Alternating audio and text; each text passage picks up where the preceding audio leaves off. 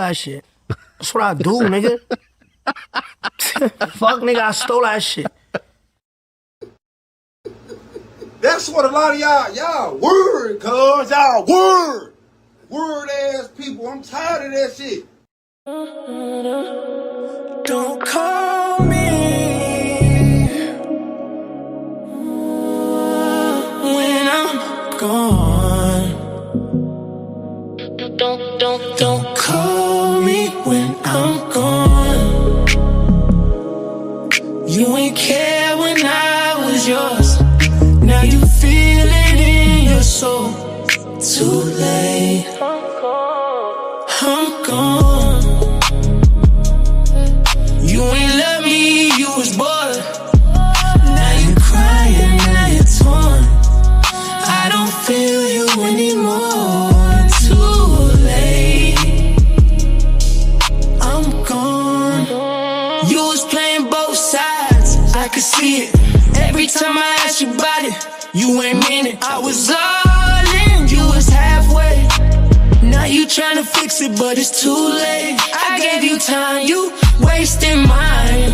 Now you hitting my line, I decline. You ain't gotta lie, I peep game.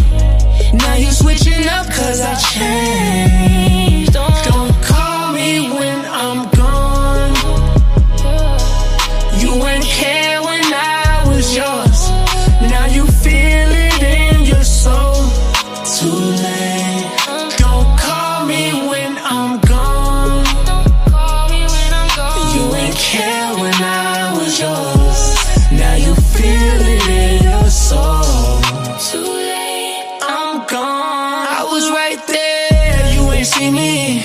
Now I'm gone. Now you need me. Same night you was outside. I was waiting. You was living lies. Now it's too late. I moved on. New phone. You get no response. You don't miss me. You miss control. You don't love me. You miss my soul. Why you calling now? I don't hear a sound. Where you was back then when I held you down. Don't call me when I'm gone. You ain't care when I was yours. Now you feel it in your soul. Don't call me when I'm gone. You ain't love me, you was bored. Now you crying out, you torn. I don't feel you anymore. Too late. I'm gone.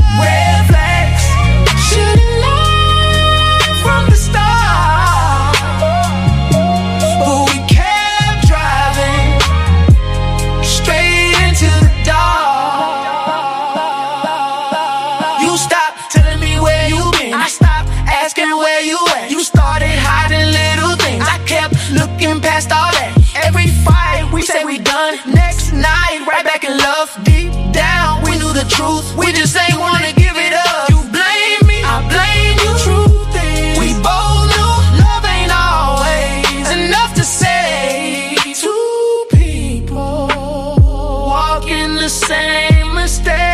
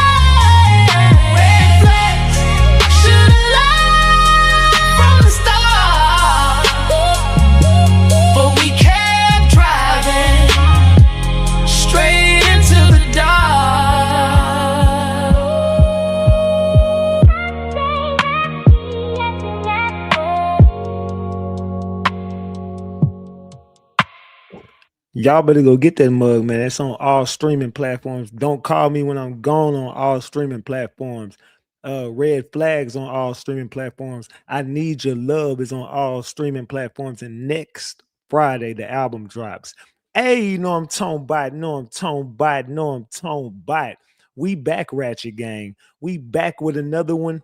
We back with another banger. Let's get the likes up. Look, you might have forgot. Hell, they might have forgot, but you already know it's the king. Too loyal, no tone bite, Ratchet TV.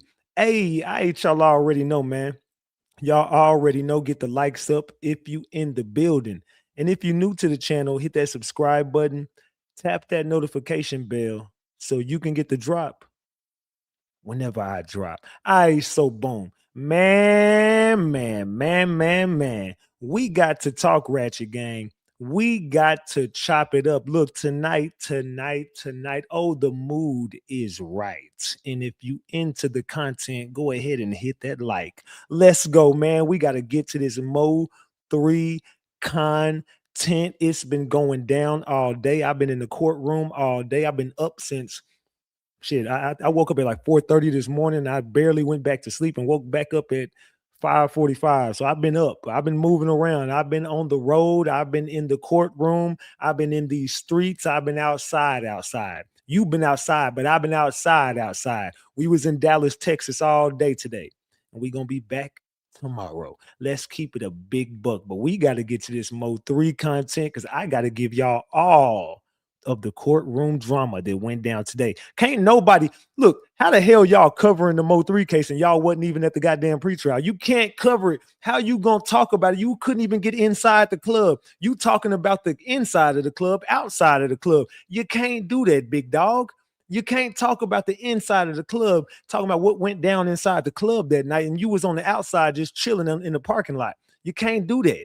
We got the facts because we was in the building. Now motherfuckers gonna try to pull up because Ratchet TV done showed everybody how this is done. Ratchet TV had to show y'all how this was done. I cover cases from inside the courtroom. I don't cover cases in my living room, sitting in my damn drawers, eating Cheerios. I don't do that. I don't be scratching my ass, sitting on my couch. I get in the courtroom and get the drama. You see, when it's all said and done, Miss Nicole gonna remember your boy Ratchet was right there with you. I got you, Miss Nicole. You ain't got to worry about that. Your boy Ratchet right there with you. I got you, Miss Nicole. If ain't nobody else gonna be in that courtroom with you every day, your boy Ratchet gonna be with you every time they got a Mo 3 court date. I'm there. Matter of fact, last time Miss Nicole didn't pull up to the last Yella Beezy hearing, but I was there. I'm there every time. But Miss Nicole, she front and center. When it come down to her baby, she right there. Salute to Miss Nicole. Y'all drop them gorillas in the chat for Melvin Noble, aka Mo 3. But we got to get to the T. Allegedly, and everything I say is alleged, and it's all under the Fair Use Act. And you can see the fair use disclaimer in the description of this video. and in the description of all my videos. This is just for entertainment and educational purposes only. This is just to educate my people on what we've been covering over here. Like I said, it's all under the Fair Use Act, and you can see the fair use disclaimer in the description of this video. And everything I say is alleged. Allegedly, y'all. My food about to pull up. I haven't even got to eat. And I didn't even stop. I had to go get some gas. I forgot to stop and get some food. I had to order me some barbecue. I ain't gonna get to eat till after the live. I ain't gonna eat on live because if I do, I'm passing the fuck out on this damn live. So in a minute, I'm gonna have to run in there and run out there and grab my food real quick. But it's all good. I'll eat later. It's all good. I ain't doing no tripping. I'm gonna eat right before I go to bed. So with that being said, man, it went down today. Man. So where do we even begin, man? I got all the court transcripts. Well, not court transcripts, but I got all the tea that I was I got like a lot of notes that I wrote down, and we just got to get to everything that's been popping off today, man. It was a great day in court. If you are a Mo 3 fan, if you support Mo 3 in any way, it went down today. So this is now becoming Mo 3 versus Trap Boy Freddy and Yella Beezy. That's what it's looking like. Keywan White is looking for a plea deal. I'm sorry to tell you, little dude, you're not getting one, fam. I met with the prosecution team this morning, made sure that they got all your videos. I met with Barnes and I met with Tommy, who is the head district attorney over this Mo 3 case. As a matter of fact, he came to me. You know what I'm saying? Everybody was walking up to me in that courtroom. Tommy walked right up to me. Hey, what's up, Ratchet? I'm like, what's up? He knew it, man. They know my face. They know exactly who the whole courtroom was. I was like, golly, bro, motherfucker tried to press me today. I'm over there talking to Fox 4 News and Channel 5. I'm over there talking to NBC and Fox. We chopping it up. Next thing I know, somebody bust in the goddamn room we in. Hey, man, bring your ass outside. We need to talk right now. Like, what the fuck? Who? Oh, nigga, who is you? Man, hey, bro, I don't got nothing to. Hey, look, nigga, we need to talk right now, fam. Bring your ass over here. We need to talk right now. I'm like, bro, I ain't got time for that, fam. I ain't got nothing to say to you. Because I could already tell what type of time you on. I like, man, I'm not finna talk to you, bro. I got nothing to say to you, bro. Dude was like, no, nigga, bring your ass outside, fam. Look, bro, I ain't finna do too much more talking. I said, well, you just gonna be talking to yourself, bro. I don't got nothing to say to you, bro. I don't know who you are. Well, I know you and I know all that shit you've been saying on the internet. Bring your ass outside. And the Fox 4 and NBC looking over there like, what the hell is going on? I was like, bro, I have no idea. I said, look, bro, I have nothing to say to you. I'm over here doing a job. I don't got nothing to talk about, fam. If you feel some type of way, you just feel some type of way. Then he tried to run up on me. Like he lunged at me. I'm like, hey, man, you finna go to jail, bro. I think he had to think about it for a second. The nigga looked like he was finna hit me. You know, man, if you would have hit me, bro, I'm telling you, bro, you would have got dog walked all through that motherfucker. I'm gonna tell you right now. I know you listening, nigga. If you would have put your hands on me, dog, I would have. I'm talking about you would have touched every damn part of every stool in that bitch. I'm talking about, fam, I would have walked you through every courtroom in that motherfucker if you would have put your hands on me, dog. I know you're gonna see me tomorrow. I'm telling you, nigga, you put your hands on me, I'm gonna walk you like a dog, like one of my dogs, and I'm gonna walk you on a leash. If you would have touched me, I didn't run from you. I didn't even back away. I just looked at you and said, fam, you finna go to jail, bro. And he thought about it, and he just like, nah, bro. And he just walked up. He said, well, you pussy ass nigga. Yeah, you old pussy ass nigga. I'm like, what the hell?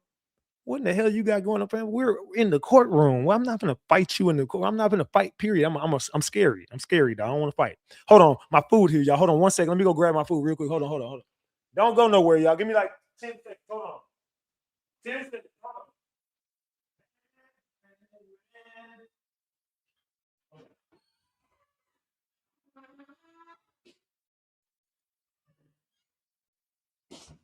Hold on, y'all. Hold on, gang. All right, my bad. All right. That shit smell good as a motherfucker. Hold on. All right.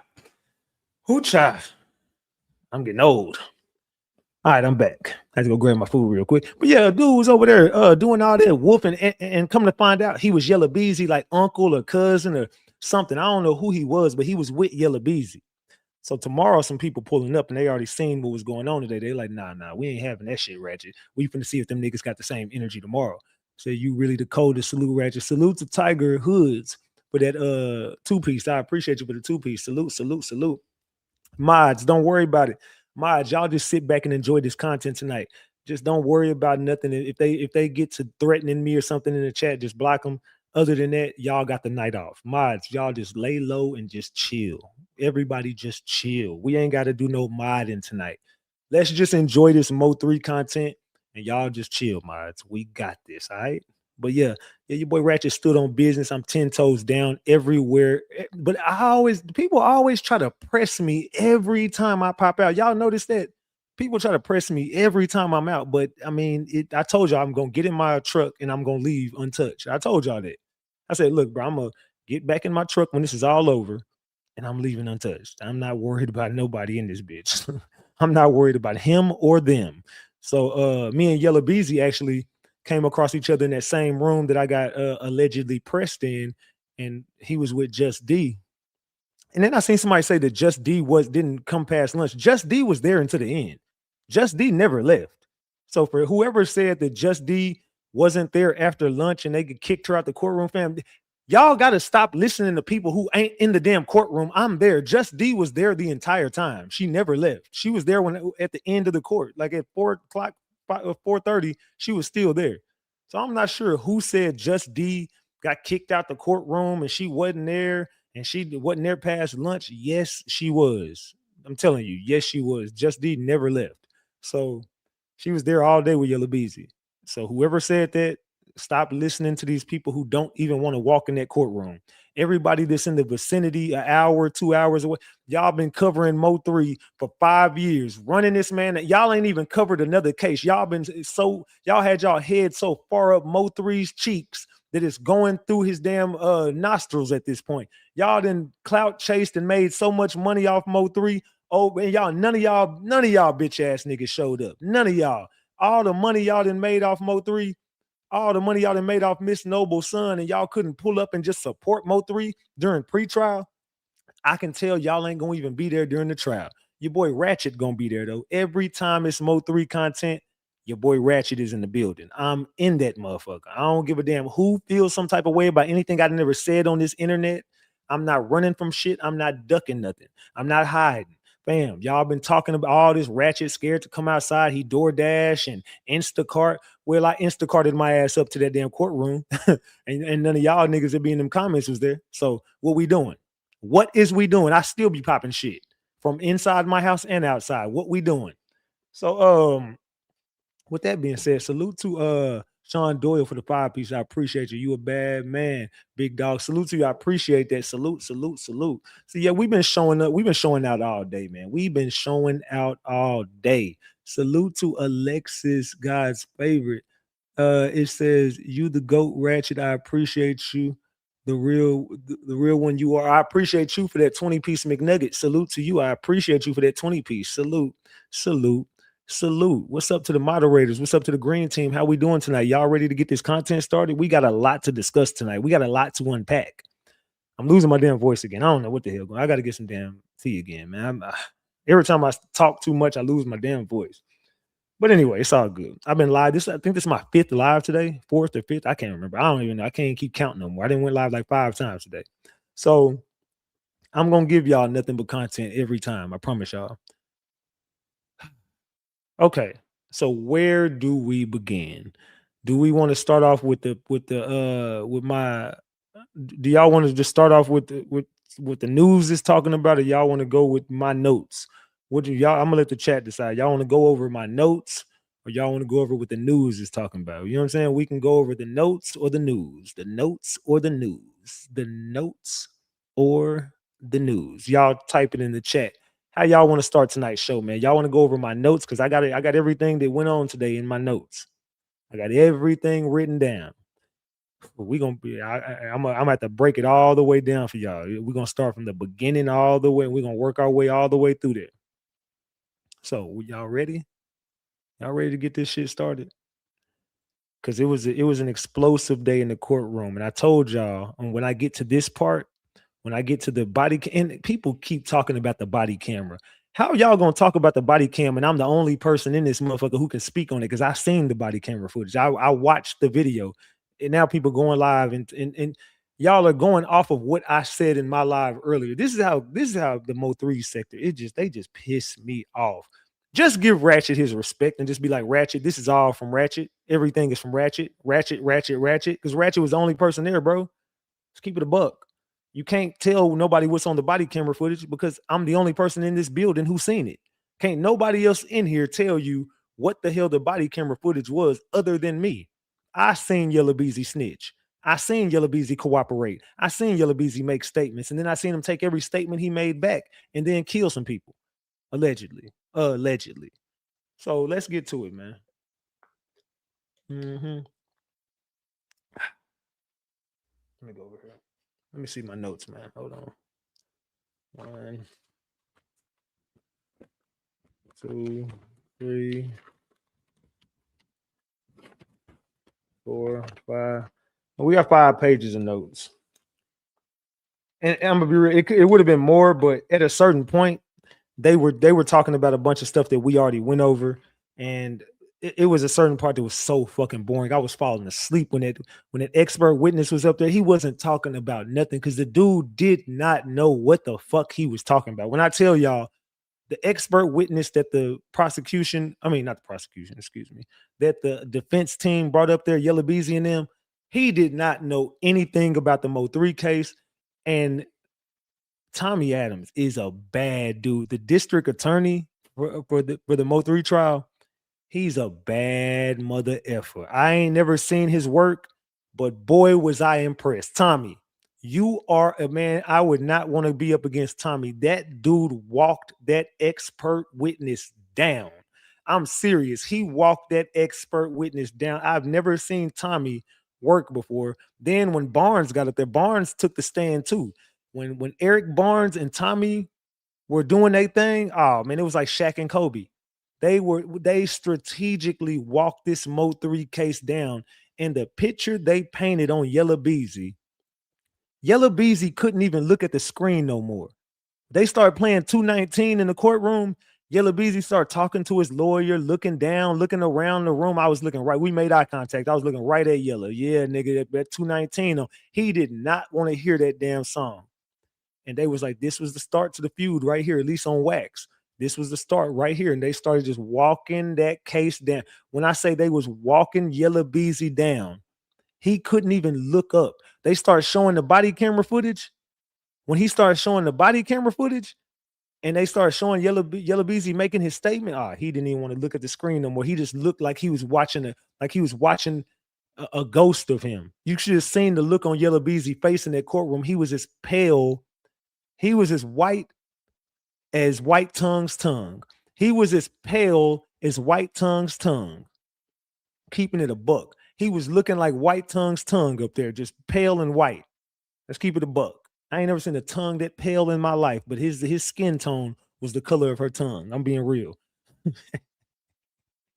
Let's keep it a buck. Hey, y'all double tap the screen and get these likes up if y'all enjoying the content, man. We got a lot to discuss tonight. So if y'all are ready to get this content started, we got to get these likes up past 400. Can we get 40 people to double tap their screen right now, man? Get these likes up, man. Get these likes up. Let's go.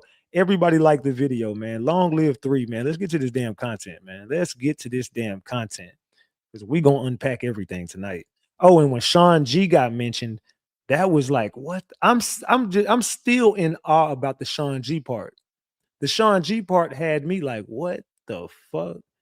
And then Just D did get in trouble in the courtroom. She did get in trouble, but they did not kick her out and she did not leave. She just got a stern warning from the judge. It says Mo3 told the truth when he told you he was on the flyer and Yella had him removed. 219 was no cap. No. I ain't gonna lie. Now, you know, I'm the one thing I'm not gonna do is lie. Mo3 lied about that. I appreciate the 20 piece failure face. I appreciate that, but that part I gotta be real. Mo3 did lie about that part because the ATF had him removed from that flyer. Well, they didn't have him removed. The ATF contacted the club promoters and told them both of them can't be on the show because they got an ongoing feud and something bad is gonna happen if they pull up to that show together. So they had to make a decision who they was gonna take off that flyer. And at that point, Yella Beezy was the bigger artist. So the promoters did take Mo3 off, but it wasn't because of Yella Beezy. Yella Beezy had nothing to do with that, just being honest. And I don't give a fuck about no Yella Beezy, but I gotta keep it a buck. Yella Beezy didn't tell them to remove him. That's a fact. The ATF hit the promoters up, and the ATF had all of them under investigation. The ATF is the ones who contacted the club promoters and had them remove somebody, and it was Mo3. So that's the way it went. And Mo3 pulled up anyway. The club promoters allegedly told Mo3 not to pull up, and Mo3 still pulled up anyway, like fuck it. But that's why Yella Beezy was saying, why you walk through the front then? Because they wouldn't let him through the back because he wasn't on the show no more. And they knew he wasn't, and he knew he wasn't, so he tried to walk through the front. Mo3 wanted some smoke. Let's just be real. Mo3 was pulling up to smoke that shit out. But it didn't get to happen because the ATF was in the building. That's why the police arrested him, because they was already investigating him anyway.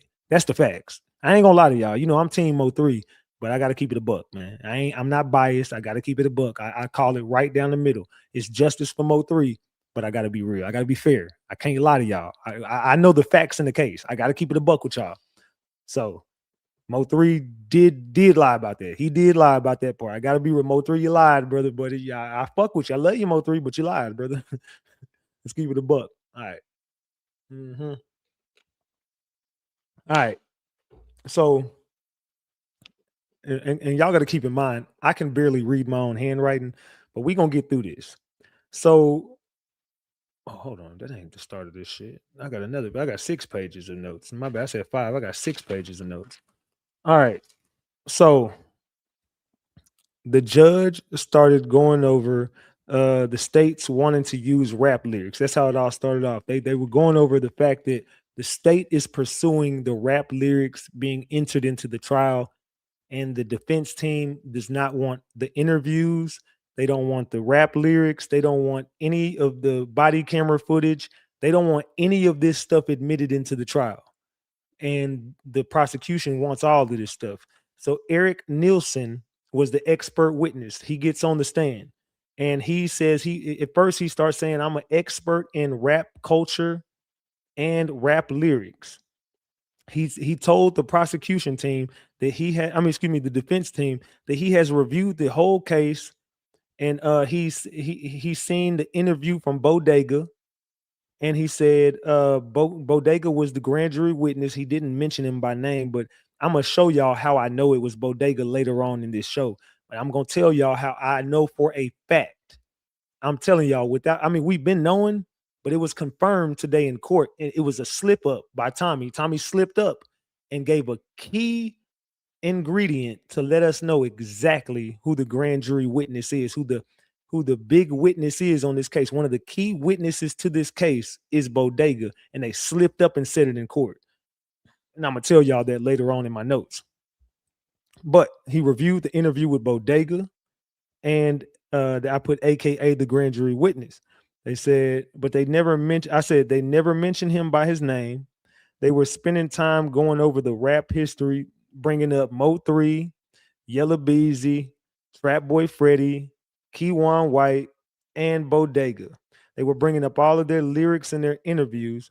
The defense started to say Mo3 provoked Yella Beezy into a rap beef because he was the lesser artist and the lesser known rapper. They say Mo3 tried to engage Beezy into a beef, and then they started bringing up 219 and the 2018 shooting of Marquise Conway, aka Yella Beezy. They brought up the Trap Boy Freddy Sprinter van shooting. They said the 219 references both shootings, and they say Mo3 was involved in both shootings. So I'm gonna stop right there. How in one breath are you saying Mo3 was capping about all this stuff, and they started to say Mo3 really didn't shoot him? This is what the defense team said. Mo3 didn't do this. Mo3 was just rapping about it, but everybody in the streets know Mo3 wasn't involved. But then again, in court testimony today, you said that the 219 referenced both of them, and he really was involved in them. But then you went back to say, no, he wasn't involved, but he was involved. So he wasn't involved in the shootings, but he was involved. I don't get it, because y'all got to make your mind. Was Mo3 a stepper, or was he lying? Chat, what y'all think? Was Mo3 stepping or was he lying? We're gonna get to it though. We're gonna get to it. All right, let me get back to my notes. They said he was involved in both shootings. Detective Howard said Mo3 was not a shooter, but he took credit for all the shootings. Grand jury testimony says Mo3 was a clickbait artist. This is what the grand jury testimony from Bodega says. I'm gonna show y'all how I know it's Bodega later. I'm gonna keep referring to the grand jury witnesses, Jose Bodega, and I'm gonna tell y'all later on how I caught them slipping. I caught the prosecution team slipping, and they slipped up and gave a key ingredient to let me know it was Bodega, even though we already know. But they say grand jury testimony says Mo3 was a clickbait artist. They said the Rainwater interview brought up that Rain said, wait for a rapper to die and diss them. And they said it's still going on. They were saying this still goes on to this day. Rainwater did an interview and said that you got to wait till a rapper dies and then diss him and pretend like you did it. And they said, see, this is more ways for us to know Mo3 didn't do it. He was just copying Rainwater's blueprint, basically. And they said Mo3 was just taking credit for the shootings via Rainwater telling him to. They said Mo3 didn't write 219. They said it was two people. They said, they also said Mo3 wasn't writing his lyrics. They brought up like 3 or 4 songs to show people that they had different writers on 219 and other songs. And they say, you see, Mo3 wasn't even writing this stuff. So how are we supposed to believe that he was the one even, saying that just because it says he did it in the song? We don't know who wrote that. We don't know if Mo3 wrote that. Mo3 was just a clickbait artist. He was lying. He lied in his raps. This is what the defense team was saying. He lied, not the prosecution. The defense team, Yella Beezy's team, is saying Mo3 didn't write his own lyrics. Mo3 didn't write 219. I know it's cap, but look, they're saying Mo3 had ghostwriters. This is what the defense team started to say. Mo3 has ghostwriters. Mo3 didn't write his lyrics. He didn't write any of that stuff. He wasn't even, look at this. He had different writers on the songs. Look, they started pulling up and they said they want to enter this into evidence. I keep drinking water because my stomach is empty. So just forgive me if I just take a little break every now and then. I'm hungry as fuck, but I'm working for y'all. I'm going hard today. So if y'all want to support me, drop a donation or at least just double tap the screen and get the likes up. But I've been working my ass off today for y'all. So again, that's them. They said, Mo3 wasn't writing his lyrics. What do y'all think? Is that cap or is that facts? Drop the gems if that's real. Drop the gems if you think that Mo3 was not writing his own lyrics. Drop the caps if you're like, man, fuck that, man. We know Mo3 was really writing his lyrics, but the defense team says Mo3 wasn't writing that shit. He had ghostwriters. He was a studio gangster. This is what the defense team said. So they said Mo3 was a studio gangster. Are y'all buying that shit? Let's see what the chat says. The chat is saying that's bullish. The chat says, nah, fam. We know Mo3 was writing that stuff. So the chat ain't riding with that. I don't believe that either. I know for a fact Mo3 wrote his own lyrics. I don't think Mo3 needed no help. They also started bringing up the fact that Trap Boy Freddy wasn't writing his own lyrics, and neither was Yella Beezy. Now I'm gonna be real. I can believe that because they couldn't rap anyway. I ain't never heard a good Trap Boy Freddy bar, and I ain't never heard a good Yella Beezy bar. Them dudes can't rap. I do believe they needed help with their lyrics, and the niggas who was helping them couldn't rap either. So they were bringing up a couple songs to say that, Yella Beezy and Trap Boy Freddy wasn't writing their lyrics, and they gave the names of the people who were on the songs with them. All of those songs that they brought up in court had different writers on them. Now, I'm gonna tell y'all this: if you do your homework, and Tommy and Eric Barnes, I know y'all watching, so I'm gonna help y'all out real quick. So whenever they try to use this in trial, this is all you got to do, Tommy and Eric. The people that they got on them songs that wrote for them, they're people in their fucking camps. Those are people who are closely tied into the situations along with Trap and Yella. So they know exactly what the fuck was going on.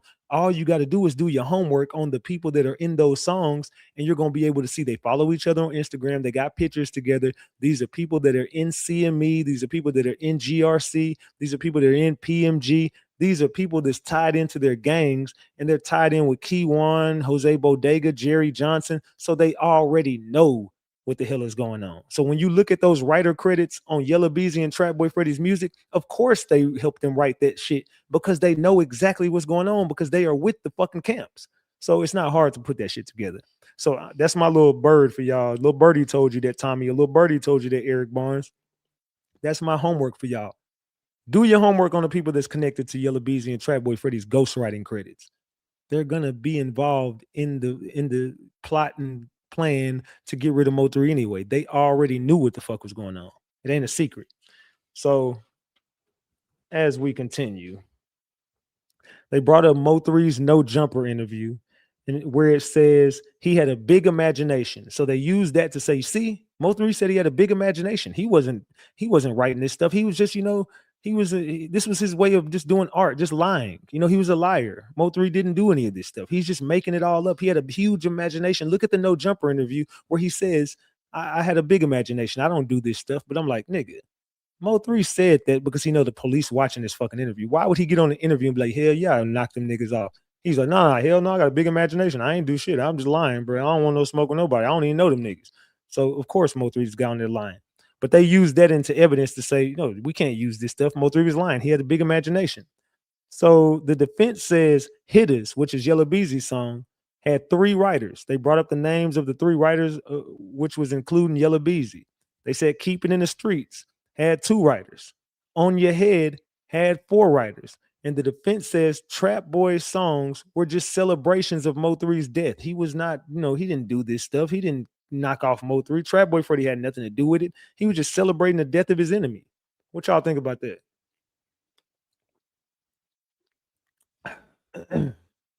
So that's what the defense team says. They say Trap Boy Freddy was just celebrating it. He didn't really do it. He was just celebrating the death. He didn't actually, kill Mo3. He didn't set up Mo3. He just, this was all a joke. He was just celebrating it. Man.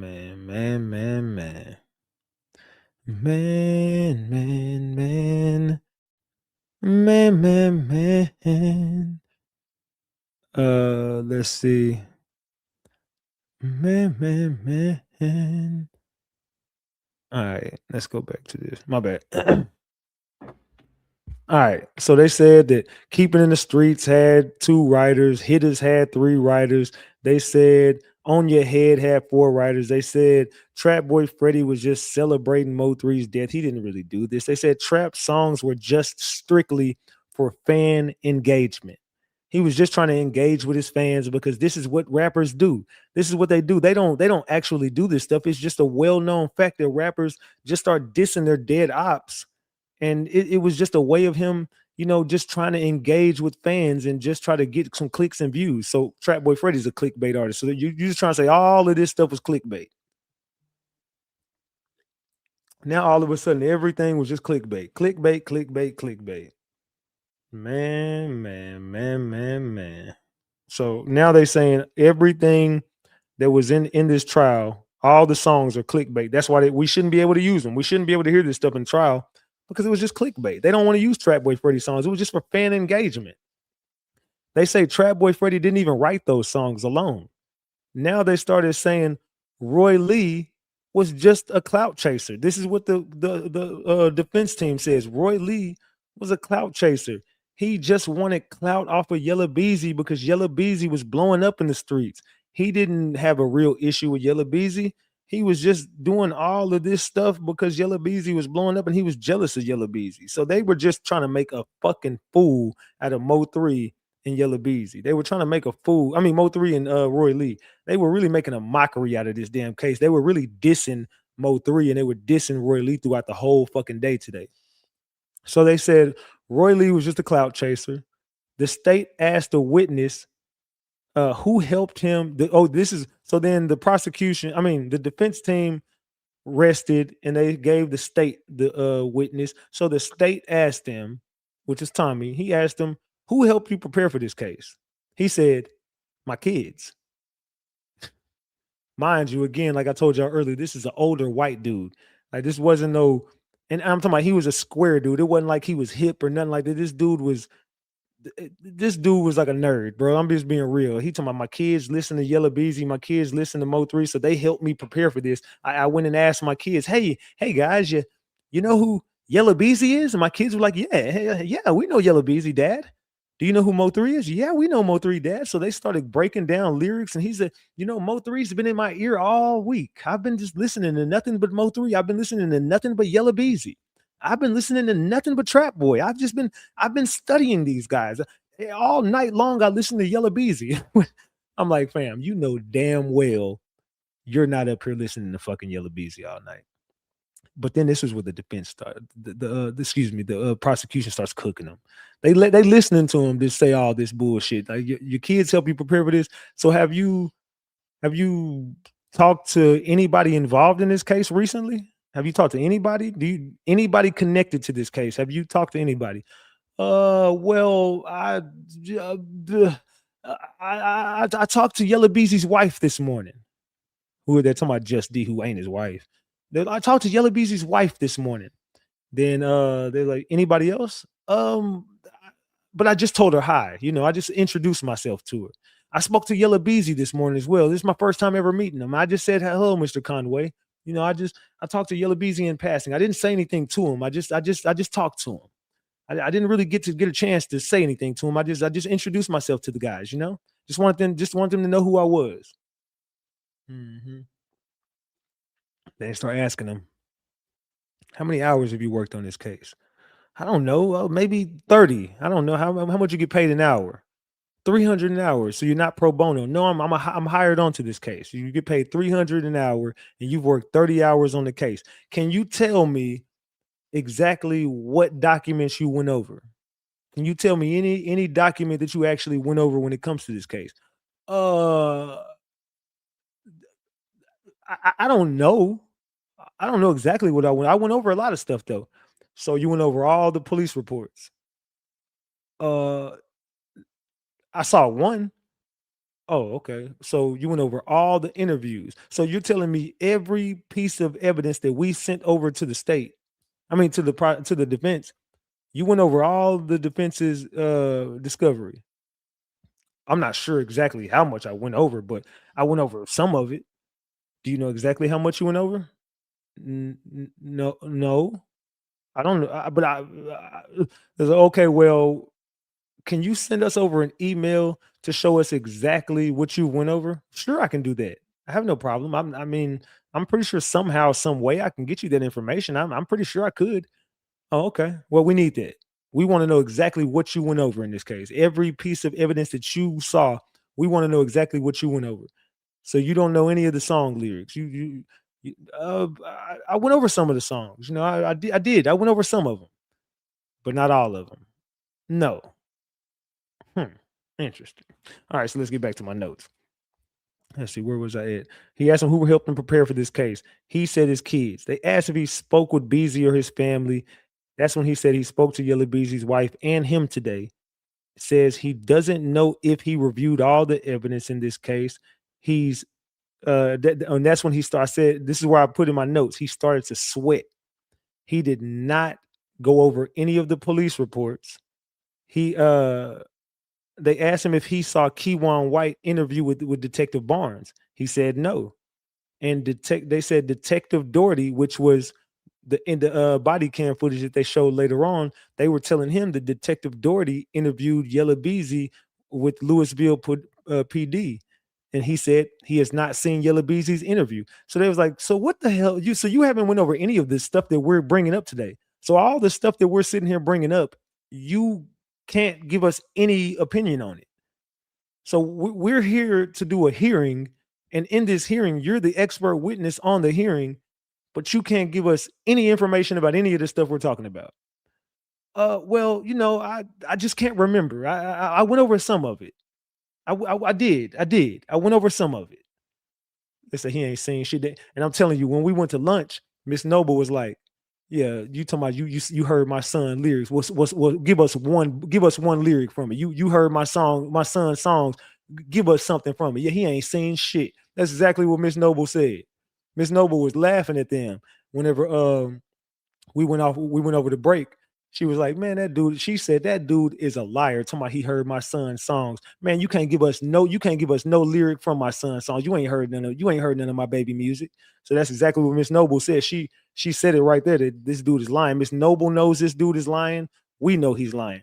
So he said he hasn't seen Keywan White's interview with Detective Barnes. He said he has not seen Detective Doherty's interview with Yella Beezy, which was about the shooting when he was in the hospital. He didn't see that. And he said, let's see, Louisville PD. And they said he has not seen it.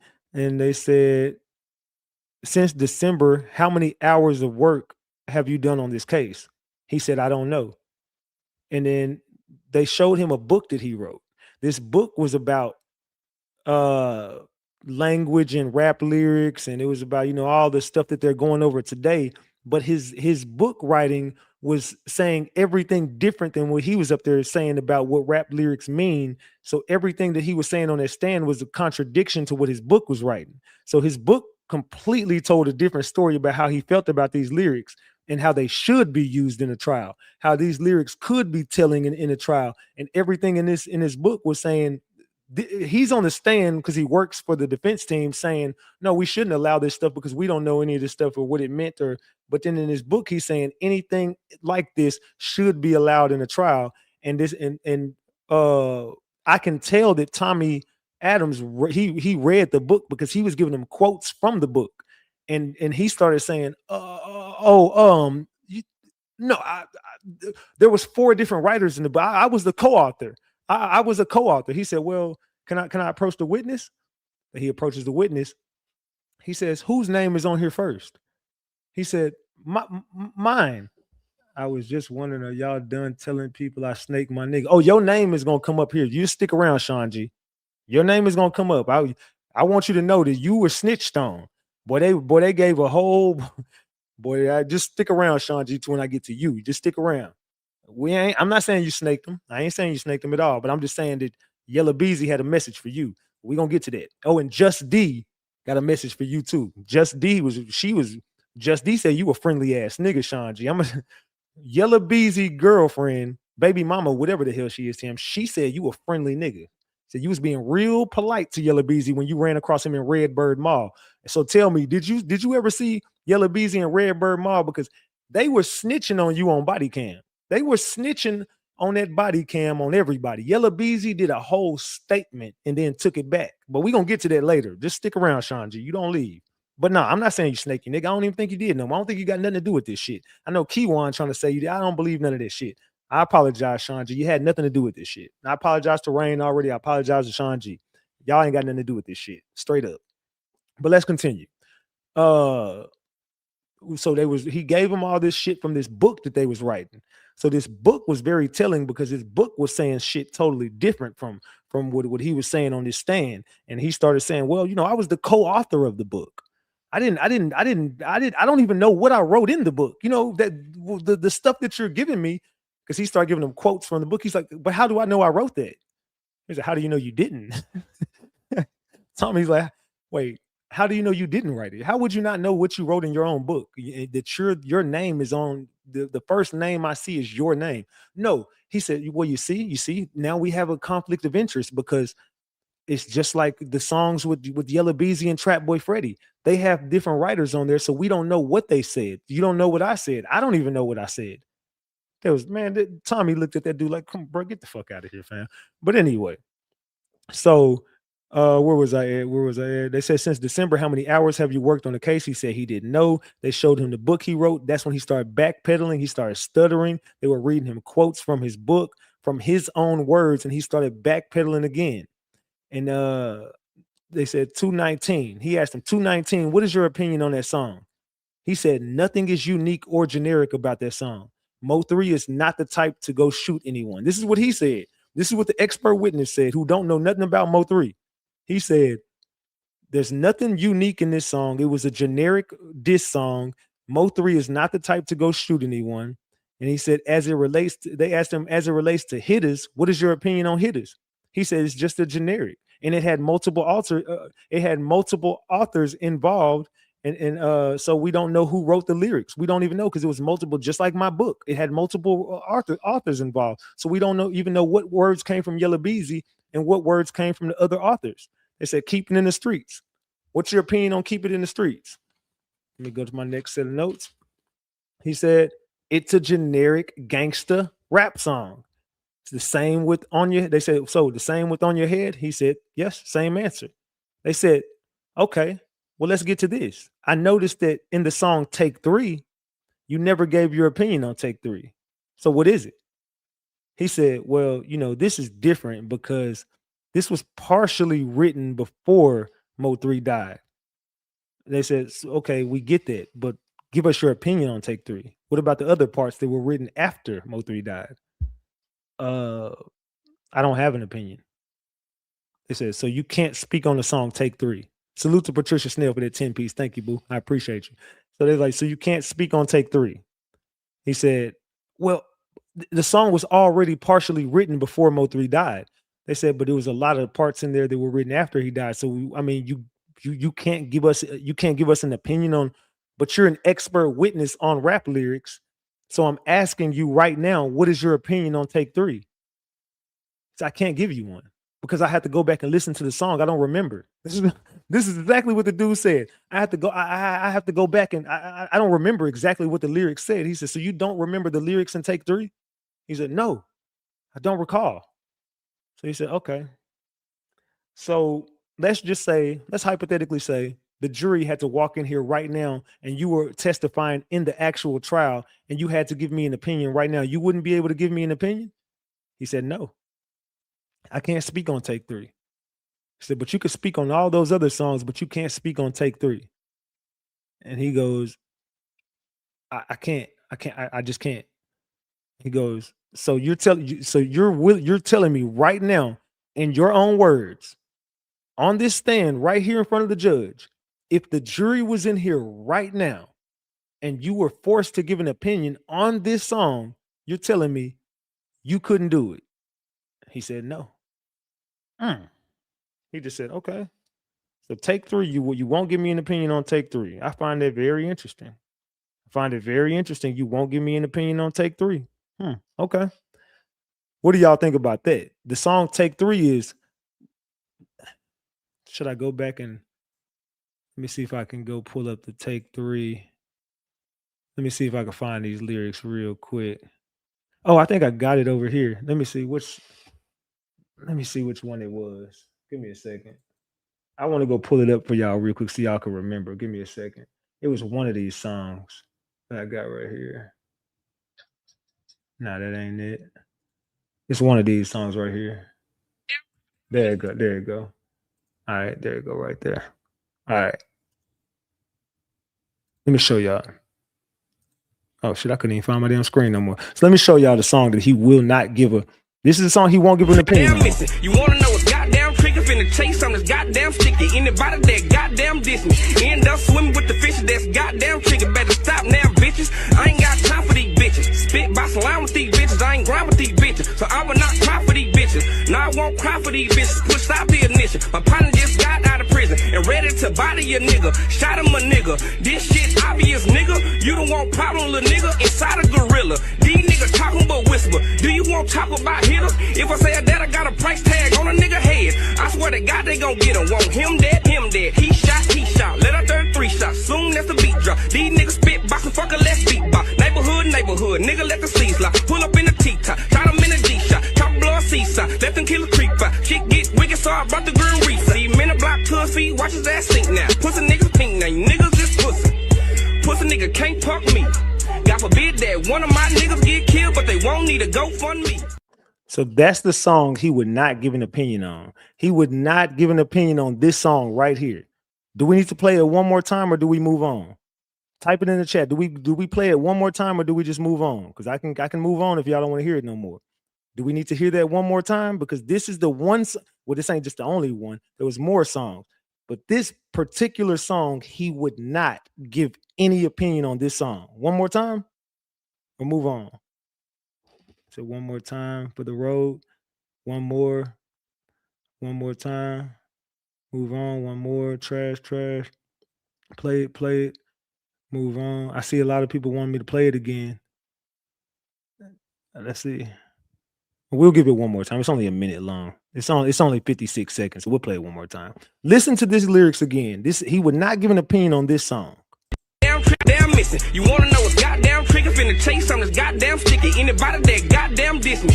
End up swimming with the fishes that's goddamn trigger. Better stop now, bitches. I ain't got time for these bitches. Spit by slime with these bitches. I ain't grind with these bitches. So I will not cry for these bitches. No, I won't cry for these bitches. Push out the ignition. My partner just got out of prison and ready to body a nigga. Shot him a nigga. This shit obvious, nigga. You don't want problem, little nigga. Inside a gorilla. These niggas talking but whisper. Do you want talk about hitters? If I say that, I got a price tag on a nigga head. I swear to God they gon' get him. Want him dead, him dead. He shot. Let her 33 shots. Soon as the beat drop. These niggas spit boxing, fuck a less beat box. Neighborhood. Nigga let the sleeves slide. Pull up in the T-top. Shot him in the D-shot. Top blow a seaside. Let them kill a creep out. Shit get wicked, so I brought the green reef. Leave him in the block to his feet. Watch his ass sink now. Pussy niggas pink now. You niggas is pussy. Pussy nigga can't park me. God forbid that one of my niggas get killed, but they won't need a GoFundMe. So that song right there, he would not give his expert witness. This is what he's here for. Mind you, he's here to be an expert witness on these rap lyrics. He said, I don't remember the lyrics in that song. I don't know what I can't give an opinion on it. The song was already partially written before Mo3 died. They're like, okay, but those weren't the only parts in that song. There was more parts to that song. What about the rest of the song? Well, I don't remember the rest of the song. I would have to go back and listen to it again. So if the jury was here right now, you can't tell us what you would tell the jury. You can't give your opinion on this song. Nope, I can't. I cannot give my opinion on that song. He said, I find it real funny that out of all the songs that you give an opinion on, you choose this one to not give an opinion on. Excuse me. There's like, so I find it real funny that you choose this song right here that you will not give an opinion on.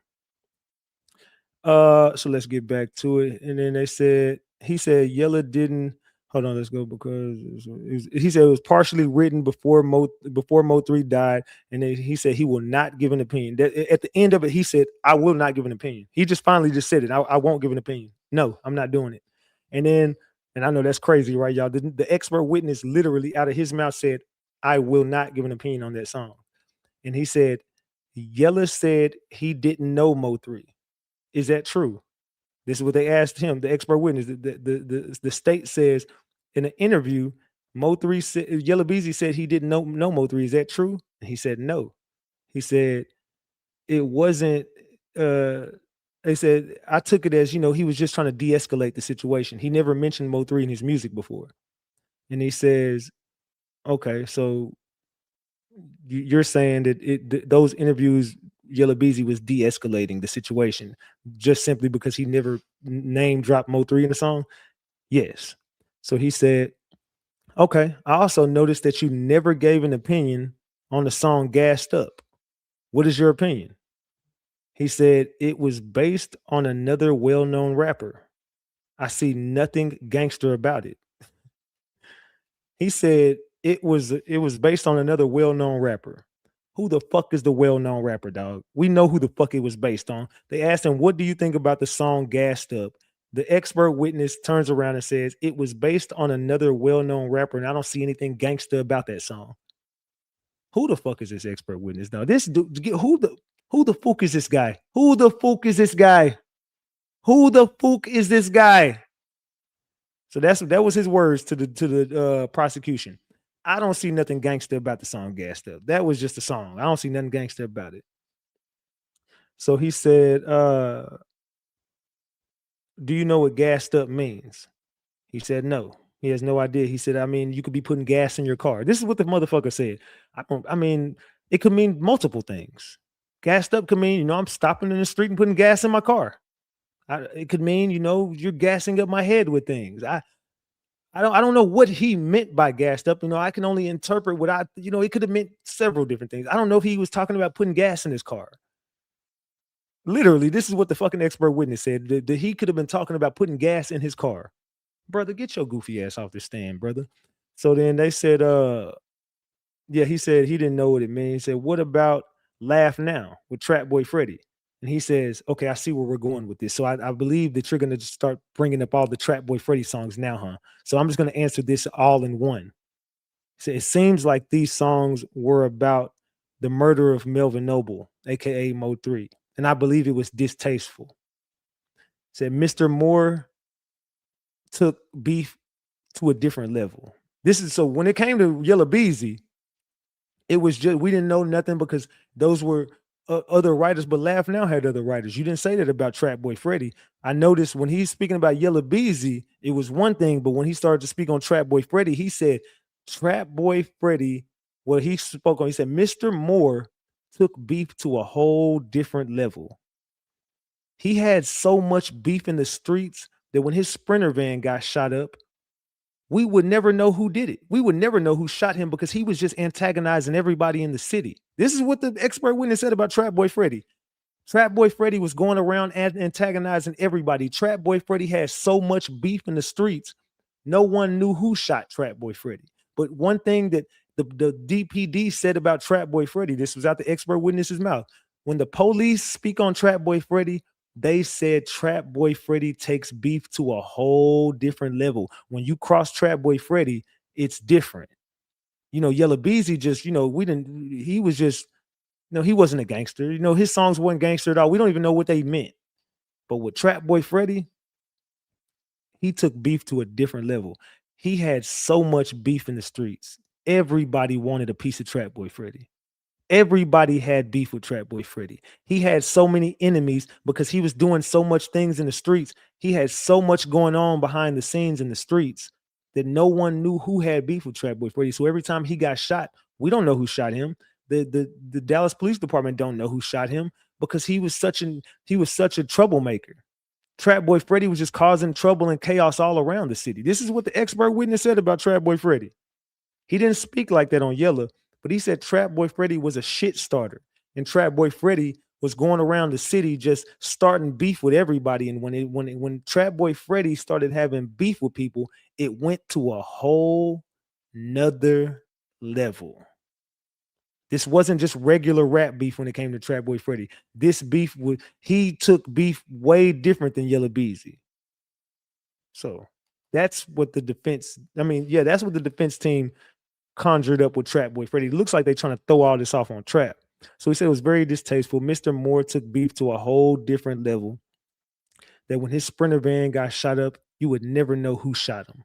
The police say Trap takes beef to a whole nother level. They said in the fall of 2025, from February, from the fall of 2025, before the fall of 2025, did you ever cover any rap cases before?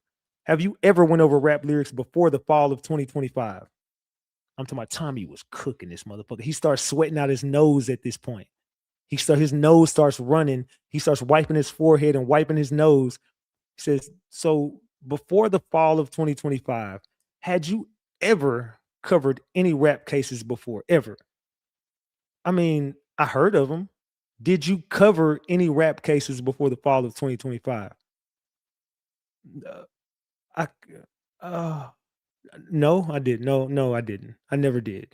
So have you ever went over rap lyrics? Have you ever studied rap lyrics before the fall of 2025? I listen to rap all the time. I do listen to rap. Did you ever cover any rap cases? And did you ever study rap lyrics for a case before? Not did you ever study rap lyrics before? No, I can't say that I have. So this is your first time ever covering a rap case. This is your first time ever touching a rap case and listening to rap lyrics and actually being an expert. So you're not an expert. Matter of fact, you told the defense team that you were an expert in African culture and you were an expert in rap lyrics. But right here, I can see that you majored in English. You weren't an expert in rap lyrics and African culture, like you said. You were an expert in English. Well, no. I never said that I would. No, I never said that I majored in rap culture. I just said, I studied it, but you're not an expert in it. actually an expert in English. You're an English major, correct? Yes, I am correct. I did study English in school. I did. So you never studied rap culture in school. You never studied African culture. You never studied rap lyrics in school. Never. No, I didn't. But you're an expert witness, right? Interesting. Tommy was cooking this dude, and he's talking about he just started sweating his ass off. So he admitted that they said so outside of the last 11 months, you have no knowledge about Dallas music nor Dallas artists. You've never listened to a Dallas artist before 11 months ago. No, I never have. So this is your first time ever listening to Dallas artists before. You don't even know. Matter of fact, do you even know what any Dallas lingo means? If I started to give you Dallas lingo, they were bringing up Big Tuck. They was bringing up all type of. Do you know what any of this stuff means? They would just name it stuff. No, I don't. So you don't even know the Dallas lingo. You have no idea. So you wouldn't know what gassed up means. You wouldn't know what on your head means. You wouldn't know what any of this stuff means in Dallas because you've never listened to Dallas music before 11 months ago. Correct. So he's not an expert witness. I don't even think he's gonna make it to the trial, gang. They were cooking him. Tommy cooked his ass so damn. That's why I went live earlier and I was like, the defense team got cooked.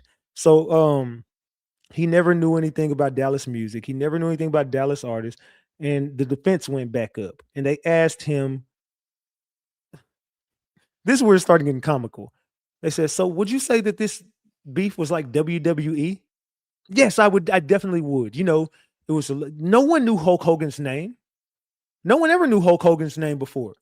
They didn't know who Hulk Hogan was until he got pulled over and had a case. No one ever knew who Hulk Hogan was.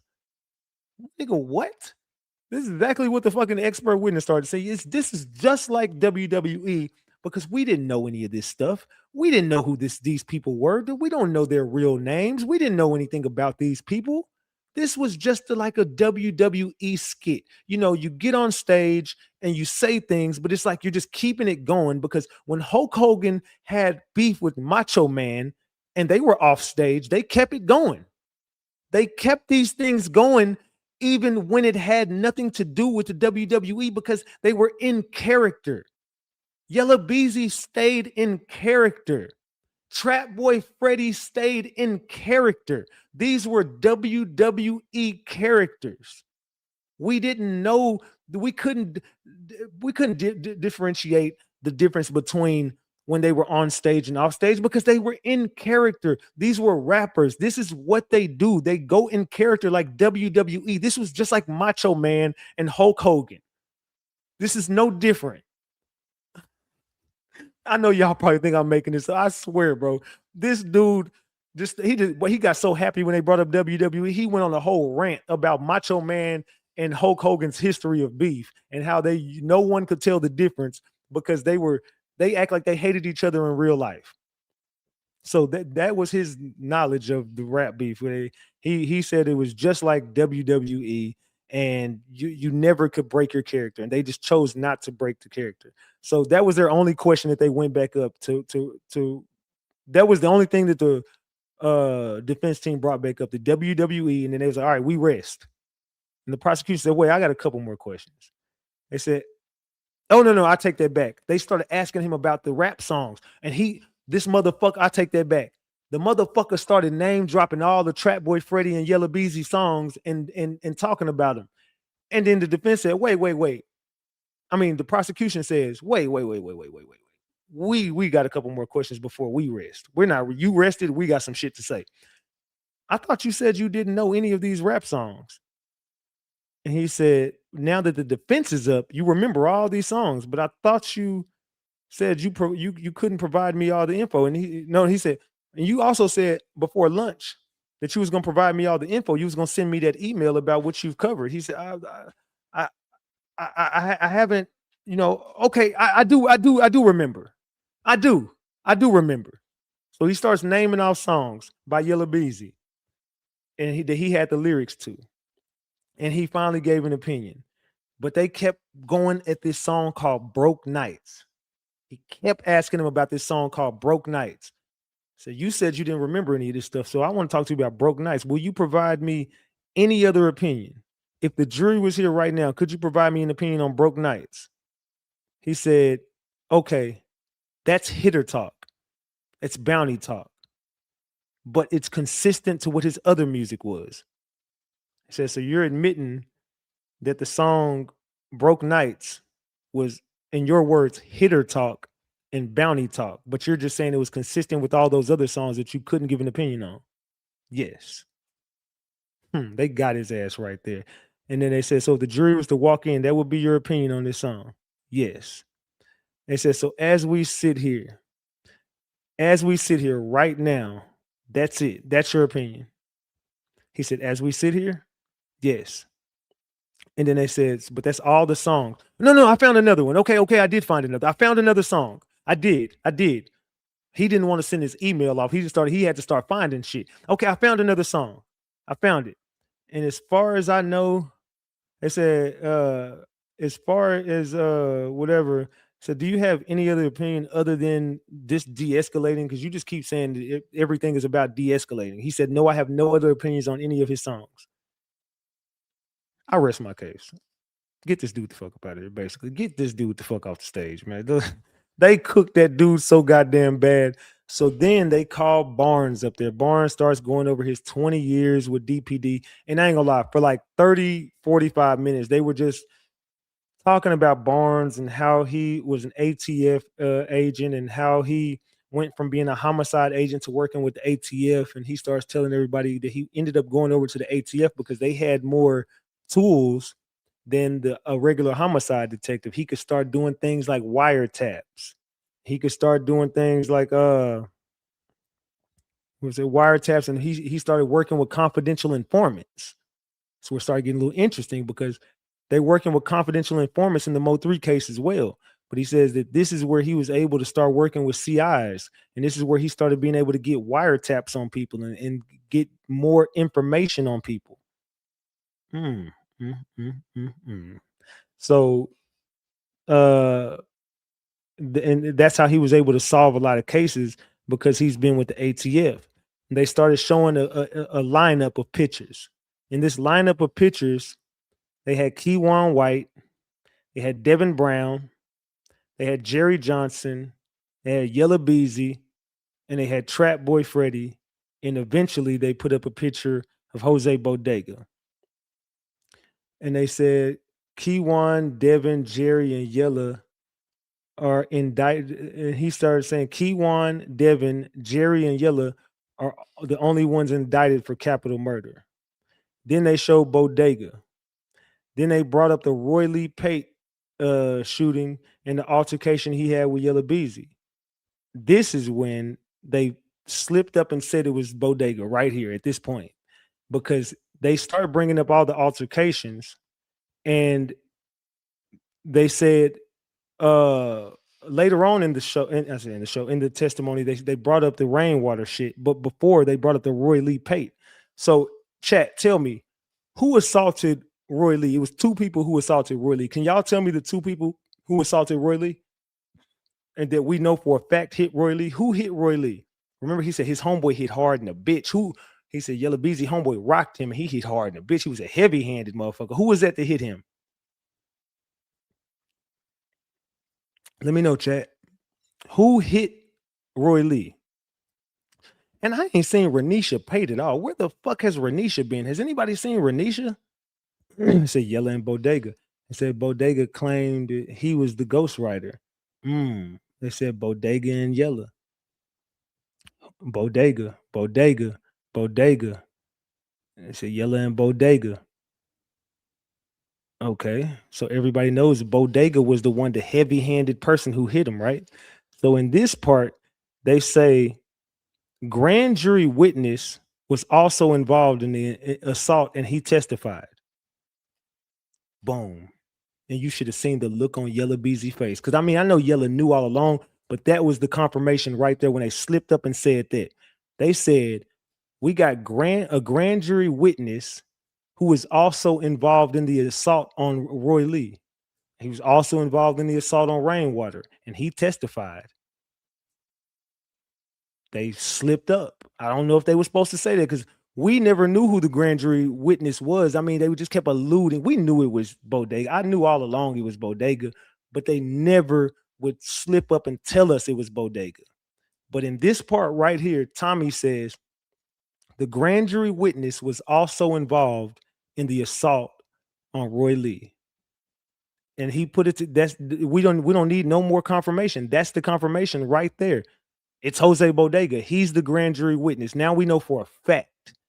There is no doubt in my mind that Jose Bodega is the grand jury witness. If we didn't know then, oh, we know now, says Tracy. We know now. We know now. It's Jose Bodega, y'all. Jose Bodega is the key witness to this case. And he testified. Jose Bodega definitely testified. They said this trial is going to be crazy. I'm going to tell y'all right now. If and when Jose Bodega walks through those motherfucking doors, it's going to be crickets in that motherfucker. He will have the most telling testimony in this case. He said Jose probably in Mexico. Jose, I don't think Jose in Dallas no more. I'm going to be real. Ain't no way in hell that motherfucker in Dallas no more. They got to keep him safe. We got 700 likes on here. Can we get 100 people? We got 1,800 people over here. Come on, y'all. We should have at least 1,000 likes. But I mean, can we get 800 likes at least? Can 100 people double tap the screen if you enjoying the Mo3 content? If you are, I'm giving y'all all the gems. Can't nobody else give y'all this because I was the only content creator in the building. You're not going to get this content nowhere else because I was the only person who sat there all day from start to finish. Nobody else sat there with me, just me. Nobody else can give y'all any of the shit that I'm giving y'all because I was there all day by myself. Me, by myself. I did it. I covered the case by myself. Now, double tap the screen, y'all. Let's go. We got 743 likes. 50 people double tap that screen. Let's go, let's go, let's go. Me, by myself. I did it. Me, I beat them up. I beat Yella up by myself. All right. Let's get back to it. Excuse me. All right, so where was I at? Yeah, that's where they slipped up and admitted that Jose Bodega was the grand jury witness. So Jose Bodega, man. Yeah, so they went over the altercations. They said that the grand jury witness was also involved in the Roy Lee Pate altercation. He also assaulted him. And they said when he testified, he brought up Roy Lee saying the Yella was not from Dallas. Then September 25th, 2018, Roy Lee was shot. And they said, Barnes. Oh, yeah. Guess what, y'all? I have breaking news in the Roy Lee case. Y'all ready for it? If 20 people hit that like button, I'm about to break the fucking internet with this shit. Wait till y'all hear this. Wait till y'all hear this. And I wish Renisha was in here to hear this shit. The Roy Lee case not only is now reopened, but guess what, y'all? 15 people double tap that screen so I can give y'all this breaking news on this Roy Lee case. Y'all finna be like, what the fuck? Guess what, y'all? The Roy Lee case, the breaking news is not that it's reopened. Guess who's the lead investigator over the Roy Lee case now? I want y'all to guess. Take one guess who is the lead investigator in the Roy Lee Pate case. Now, they admitted today in court. It is now reopened. Eric Barnes has taken over the Roy Lee Pate case, y'all. He admitted it today on stand. They said, are you the lead investigator in the Roy Lee case? He said, yes, I've taken over the Roy Lee case. So Detective Eric Barnes is now taking over the Roy Lee Pate case. Man. Yes, y'all. Yes. Eric Barnes said today that he took over the bodega. Well, shit, he might be taking over bodega case here pretty soon. They let his ass back in Dallas. But most definitely, Eric Barnes has taken over the Roy Lee Pate case. And it is getting sticky. It is getting sticky. Sean G, are you still in here? Mr. Griffin, are you still in here? Because we about to get to you in a second too. Mr. Griffin, where are you at for the culture? Are you doing this for the culture, Mr. Griffin? I said, whoever said rain, funny as fuck, said rain is over the raining over shit. Rain did not pop out today. So now we got breaking news that the Roy Lee Pate case is reopened, y'all. That's crazy work. Barnes is gonna cook that damn case. Barnes is fixing to cook that damn case. Let's keep it a big buck. Barnes is about to cook that damn case. So I'm not sure what Barnes got up his sleeve, but Barnes said he gonna solve the Roy Lee case. I don't know, y'all. Yeah, what y'all think? What y'all think about that? I don't see Sean G in this motherfucker. I know his ass watching. Sean G ain't doing nothing else but sitting on his ass eating cereal. Cereal and milk. Knowing Sean G, he probably eating dry cereal right now with his fingers. He probably stuffing his hands in a bowl of tricks right now. Sean G is eating dry tricks as we speak, listening to this shit. Let's keep it a buck. All right, now I'm gonna leave Sean G alone, but he beat the hell out of me. All right, yeah, they brought up that Barnes is now on the Roy Lee case, and he's the lead investigator. And they were unsealing the Louisville police report and the notes. This is when they started playing the interview. This is when they started playing the interview with Yella Beezy and the detective.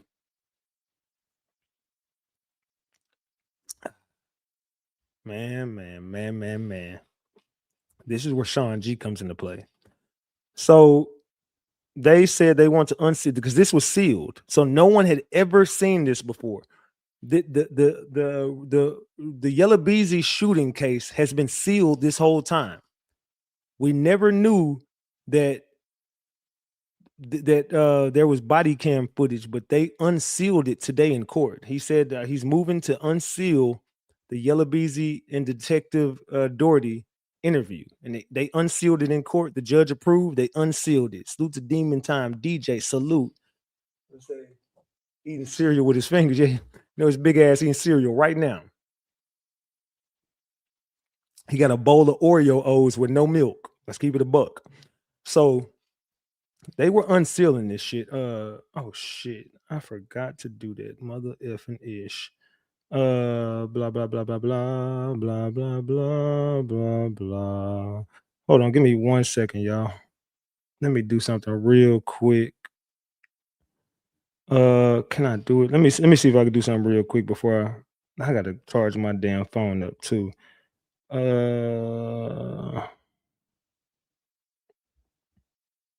Oh, you know what? I don't need to because I got that. I'll be cool. I'll do it tomorrow. I think I could just do it tomorrow. Let's see. Man. I might be able to do it tonight. Let me see if I can do it tonight. No, I'll do it tomorrow because I got some other shit to do. Yeah. I'll do it tomorrow. Don't worry about it. I got it. Okay, never mind, y'all. I don't need to do it. I'll do it tomorrow. I forgot that I had that. All right, cool. All right. So as we proceed to give the people what they need, they unsealed. Let me grab my charger real quick. Give me 1 second, y'all. I gotta grab my charger. My phone finna die. Hold on, give me 1 second. I gotta turn my AC on anyway. Give me like 10 seconds, y'all. Hold on. 1 second. 1 second. Turn my AC on. Hold on. All right, my bad. Let me plug my charger in, cuz my phone about to die. Hold on 1 second. 1 second, y'all. Oh shit. I'm over here sweating like that goddamn expert witness. Hold on. I'm over here sweating like a motherfucker, like that damn expert witness was on that damn stand. All right, I'm back. All right. So as I proceed to get back on this damn case, let's see. So where was I at? They start playing the interview. The detective says, was the beef with Oak Cliff and North Dallas? This is what the detective asked Yella Beezy. So I heard that there was beef between Oak Cliff and North Dallas. Yella says, this is the crazy part. The detective didn't even ask him this. The detective said, so what's going on, Yella? Mr. Conway, what's going on? I know you're shot right now. I know you're probably, not ready to talk about this, but I want to speak to you about, was there beef between Oak Cliff and North Dallas? Because that's what I heard. And then Yella Beezy says, this is over Roy Lee. This was over some girl who said something during the interview. That's what he says. Him getting shot had something to do with Roy Lee. He said, this is about Roy Lee. This is about something this girl said. This girl started saying shit during the interview. And she says he wanted to go. He said, but I didn't have no beef with Roy Lee, man. I didn't have beef with Roy Lee. I was trying to go to one of his comedy shows. But Roy Lee got on the internet and started talking shit. Yella said, so, when he started talking shit, I'm one of the people like, if you say something about me, I want to confirm it. So I didn't have no beef with him. I wanted to confirm that he had beef with me. So once I figured out he had beef with me, I told Roy Lee when I see him, I'm going to beat the shit out of him. And when I seen him, I did exactly that. They was like, wait, so you beat him up? And he was like, yeah, I beat him up. But this is like 2 years ago. He said he just bringing up old shit. He's like, oh, I thought you were talking about recently. Like, whoa. He's like, no, this was like 2 years ago when I beat him up, man. So I told him when I seen him, I was gonna beat the shit out of him, and I did just that. I just wanted to fight Roy Lee. That was it. He said, as time went by, I was on the billboard. Roy Lee started again. Once he seen I was on the billboard and I was an upcoming artist and I blew up, that's when Roy Lee started talking shit about me again. But we had already had our beef. And then that's when Just D says, Yella did a song with two guys and then they broke into my store. This is on, she's in the body cam shit. She's there at the place with Yella Beezy. So she's there. She says, yeah, Yella did a song with these two dudes, and then who are the two dudes? I have no idea who she's talking about. But she says Yella Beezy did a song with two dudes, and then they broke into my store. He said, "You have your own business?" She was like, "Yeah, I can't remember the name of her shop, her beauty shop." And she says, "Yeah, they broke into my shop. Once Yella did a song with these two dudes." So they're like, and then they stop it, and then Tommy asked Detective Barnes, "Do you know who the woman is right there?" And he goes, "Yeah, DeAndrea Harris." And she just blurts out in the fucking courtroom, right in the middle of court. She says, "My name is DeAndrea Harris. Get it right." Like, what the fuck? The judge says, "Excuse me? You need to not speak again in my courtroom." And she didn't say nothing. But she just yelled out, just, "My name is DeAndrea Harris. Get it right." And everyone looked over to her. The judge said, "Ma'am, you need to not ever speak in my courtroom again. Is that understood?" And the judge like, "Okay, well, let's proceed." Like, the judge was pissed. I was like, what the hell? I know this girl ain't that damn dumb during the fucking trial to just start blurting out shit like that. But Just D was pissed. I don't think she likes Eric Barnes too much, but Just D made it a point to let him know what her name really, it wasn't DeAndrea, it was DeAndrea. Like, bitch, I know you can't be that goddamn slow. Like, girl, we on trial, right? We're literally in trial. Ain't nobody else in the crowd speaking. Out of the whole day, you was the only person to speak in that damn crowd. So you didn't think that it would. Yella Beezy looked at her like, "Girl, if you don't, I'm gonna cuss your ass out when we get back home." She trying to be a Dallas housewife. She is trying to go down and get her a reality show or something. I think she's trying to get on Baddies, or I don't know what she got going on, but that girl that girl done lost her damn mind screaming in that damn courtroom like that. I'm talking about screamed it. She didn't just say, excuse me. She yelled it. My name is DeAndrea. Just screaming at the damn Eric Barnes. Eric Barnes just looked over like, I know this. I know you fucking lying. They said the hood coming out of her ass. Yeah, she just screamed that shit in the middle of the courtroom. So that's when she started saying that 2 dudes broke into her shop. So they just got right back to the damn interview. And they said that's when I put Just D yelled out in the courtroom. And then they said, now in the video, she says Yella was the target. Roy Lee got shot, and she says we was at the movies. I can prove we was at the movies. I bought the tickets and I got it on my phone. We was at the movies when it happened. When we found out Roy Lee got shot, we was at the movies. And then she said, now they say a Hispanic crackhead did it. Yella Beezy don't know no Hispanic crackheads that I know of. Yella Beezy don't know no crackheads. Yella Beezy don't know no Hispanic crackheads. So they saying a Hispanic crackhead did it. Then they saying someone with the ankle monitor did it. We don't know nobody with an ankle monitor. Let's stop right there. So I don't know who the fuck had an ankle monitor at the time that Roy Lee died, but she says it went from Yella Beezy did it to a Hispanic crackhead did it to somebody with an ankle monitor did it. I don't know who the fuck the person with the ankle monitor was. I don't know who the fuck was on the ankle. Who the fuck was on the ankle monitor, y'all? Because they saying somebody rolled up on Roy Lee and had an ankle monitor on. Man.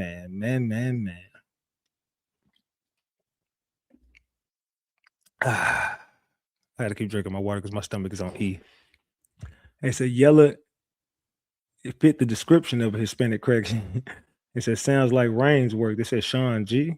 I don't know who she said. Robert Gomez. I don't know who the fuck it was. I don't know who she was talking about, but she definitely said somebody with an ankle monitor did it. Then she says Roy Lee was always fighting and he was just in the shootout. I don't know who the fuck this is. Hold on, let me see who the fuck this is. Hello? But you can't. Come on, get stuff, dog. Let's go. You said what? Man, I'm looking at that Jalen Green Wingstop commercial. Man, get your weird ass off my phone, dog. I don't know. This nigga talking about, man, I'm looking at a Wingstop commercial right now, fam. You know what I'm saying? Boy, if you don't get your goofy ass the hell off my damn phone, let me block your damn number. Calling my phone, talking about I'm looking at a Wingstop commercial. Don't call my damn phone with that weird stuff, dog. We block. Block your damn number. Block and report. Block and report spam. Don't spam my damn phone. Some weird ass dude talking about, hey man, I'm just over here watching this Wingstop commercial, man. Jalen Green. Man, you don't get your weird ass. Look, Sean G said, nigga, Wingstop sound good as hell. Sean G said, you had them new lime wings, Ratchet. Them new lime joints hitting, cuz. Look, Sean, that woke Sean G ass up. Sean G back in the chat now. He's a nigga, Wingstop. Hold on, cuz. I do want some Wingstop. So let's get back to. So they said, she said Roy Lee is always fighting everybody. This is what Just D is saying all this shit. I'm talking about for 20 minutes straight. This is just D talking. Yella Beezy stopped talking. Just D was the only person talking. She just went on a rant about Roy Lee. Roy Lee was targeting my baby daddy. My baby daddy don't be in beef with nobody. My baby daddy is always the target of everything. Everybody's seen my baby daddy was on, so everybody started beefing with my baby daddy. My baby daddy was a target in all this. He's innocent. He didn't do nothing. Matter of fact, Roy Lee always want to fight everybody because Roy Lee he was always into it with people. Roy Lee just got into a shootout, but I don't see y'all bringing up that. I don't see y'all talking about Roy Lee was just in the damn shootout. I don't see y'all talking about Roy Lee just got into a fight in the club. I don't see y'all talking about all the beef Roy Lee got going on in the streets, but y'all just want to blame my baby daddy because my baby daddy is on right now. So that's what Just D starts saying. She said Roy Lee was a clout chaser. She said Roy Lee was always fighting. He just got into a shootout. Roy Lee just wants clout. He's a clout chaser. Then they said, now other rappers who are cool with. Then she said, now other rappers who are cool with Roy Lee got a problem with Yella. Who is she talking about? This is what Just D was saying. Just D says now these other rappers who were cool with Roy Lee, now they got an issue with Roy Lee. She's talking about Mo 3. I mean, she got an issue with Yella. She's talking about Mo 3.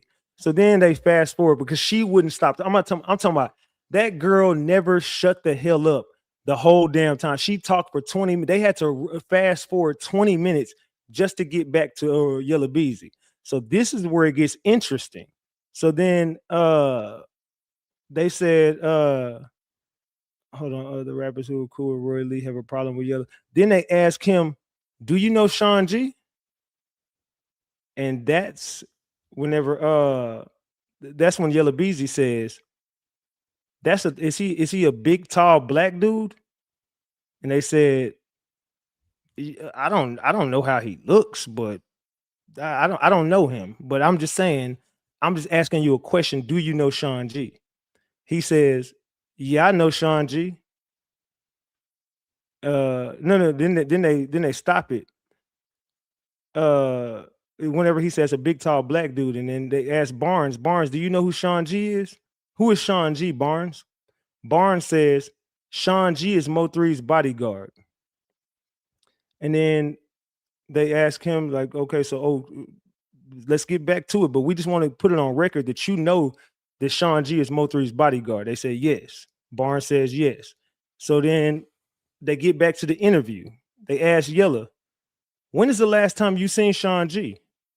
He said, the last time I seen Sean G, I was at the mall. Sean G walked up to me and asked me, do you got a problem with me?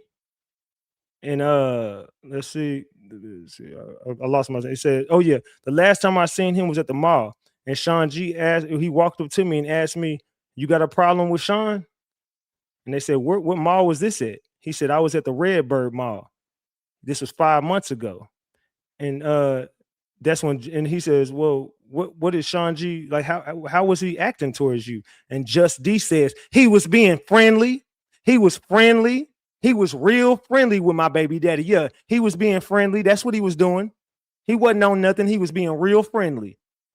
She just blurted out, just talking. So Just D, I'm guessing Just D was there too. Just D said Sean G was being real polite to Yella Beezy. He was being a friend.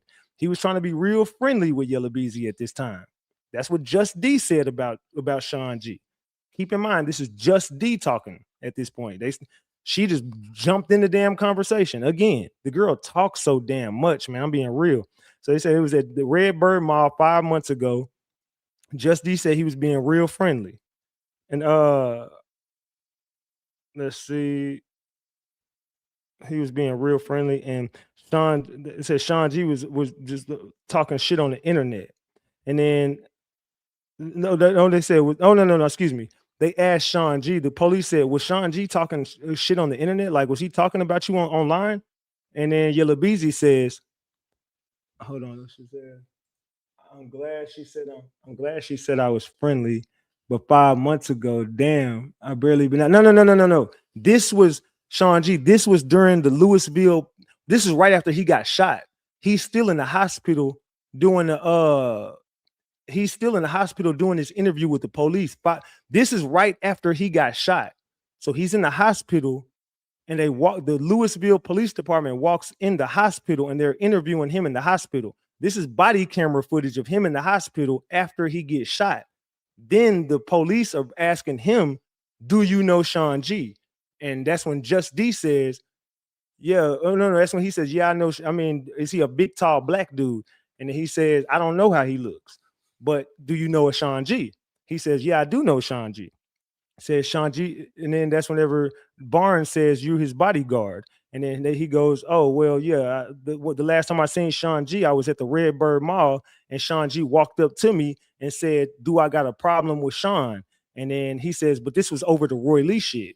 He says he approached me because of Roy Lee, but he asked me, do I got a problem with him? But based on the Roy Lee shit. And I told him, nah, we ain't got no problem. And then this is where Yella Beezy said, I told him we ain't got no problem. But I know that this was over the Roy Lee shit. And then Just D said that he says, how was Sean G acting? Just D says Sean G was acting real friendly. He was real friendly, trying to be friendly. So he goes, okay, was Sean G talking crap about you online? He goes, I don't know. I'm not friends with Sean G online. So I wouldn't know what he posted about me online. And then they said, he says, but oh yeah, this is what Yella Beezy says. He says, but Sean G did go live and he went on a rant and had my name in his mouth. This is what Yella Beezy said. I'm gonna be real. I don't remember. I never seen this live. So I want to see that live, Sean G. Sean G, pull the live out the archives. Yella Beezy says Sean G went live. He goes, I don't know, we not friends, but Sean G did go live and he went on a big ass rant and had my name in his mouth, and that's when my name got brought up. And Yella says, so they did it. This is the weird part. The police never, Sean G, listen to this part. The police never asked him if they never mentioned nothing about no cars, nothing at this point. Say, I don't remember that, and I don't know nothing about nothing. Sean G, I hate your ass. He goes, I don't know.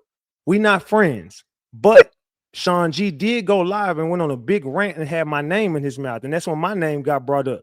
And Yella go, so they did it. This is what Yella says. So they did it. And then Yella Beezy says, was they cars involved? Did it come back to their name? So the police don't mention nothing about your car, Sean G. That's the weird part about this. The police don't even mention your car or nothing. They don't mention nothing about it's registered to you. Yella Beezy says out his mouth, so they did it. So their cars was involved. And then he goes, so they did it, huh? Their cars was involved. The car came back to their name, didn't it? So you found out who it was registered to. You found out the register owner was them. And then the police say, I need to ask you a question first before I answer that question. Do you want the people that did this in jail? Yella Beezy said, yes. And then they say, okay, I'm about to tell you something. But it can't leave this room. You cannot go live about it. You can never go live about what I'm about to tell you. I'm serious. Since you saying you want to prosecute these people, and you said you want the people who did this to you in jail, I'm going to give you some information, but this can never leave this room because we're going to prosecute these people. He says, yes, I want them in jail. He goes, okay, well, this can't leave this room, but we did see the car pull up. And we believe it was two shooters. And we believe both of them were involved. They said, we believe both of them were involved in the shooting. We know but we can't really see the video too clear. So we don't know if there was two shooters or not. But we do see two different shell casings on the freeway. And then he goes, well, who was it? And they say, well, the car came back registered to Sean G. And Yella Beezy starts, getting quiet at this point. And then he goes, we do believe it was two shooters, and we believe it's both of them. We believe it's Mo3 and Sean G who shot you. This is what the police said. We believe it was Mo3 and Sean G. And then he says, there was two shooters. We believe it was both of them, and we believe it was Mo3 and Sean G. We believe they're involved. And the car did come back to Sean G. Just D says, oh, that makes sense. That makes sense. Rainwater manager hates Yella out of nowhere. She just said, that makes sense. It was Sean G. She said, the fact that Sean G's involved, that means Rain is involved. Rain set the whole play up. It was Rainwater. Rain did it. Straight up, just like that. She says, it makes sense. Rainwater is the manager, and he hates Yella Beezy's guts. Just D says, and they sent and then she says Rainwater and Sean G sent Yella Beezy his mom's location. Rainwater and Sean G sent Yella Beezy his mom's location to her house. This is what Just D says on the body. It's Sean G. I'm not lying. This shit is on body camera, police footage. Just D said, y'all sent Yella Beezy his mama's location. Hence why they were sending Mo3 his mama location. They saying y'all started playing them games first. Y'all sent Yella Beezy his mom's location, her address to her house. And it makes sense because Rainwater was doing all this stuff. This was Rainwater's work. Rainwater was doing it. So if Sean is involved, it was Rain. It was Rain and Sean. Cap, I don't know nothing about none of it. Sean, you hold on, nigga. I'm a friendly dude, man. I'm just a friendly dude. I want to hug everybody. I found Jesus Christ in my life, man. I don't want no smoke with nobody, man. I'm just a brother getting out of prison, just trying to make it, man. I'm just eating Oreo O's, just chilling, man. I just want to eat my Oreo O's in peace. So Sean G said he don't know what the hell y'all talking about. But that Just D was running her motherfucking mouth in that damn. I'm talking about Just D talked more than him.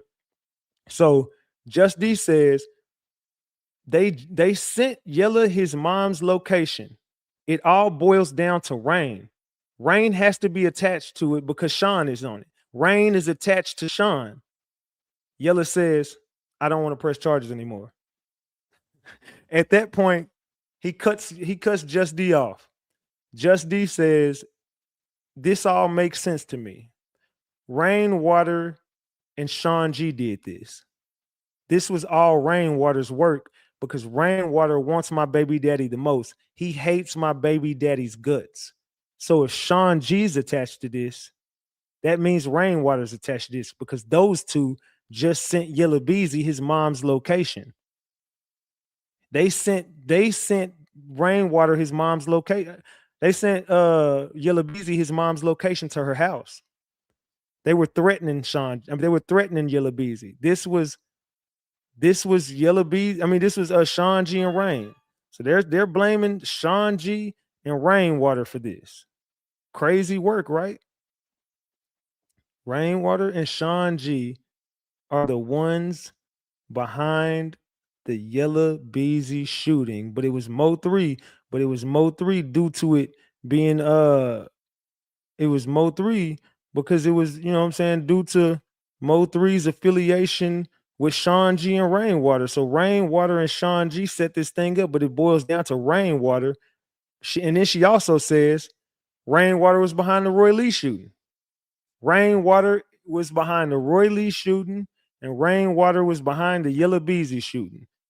She just started blaming Rainwater and Sean G. Didn't blame Mo 3. She blames Rainwater and Sean G. We got 2,000 people in the chat, gang. We hit a 2K piece.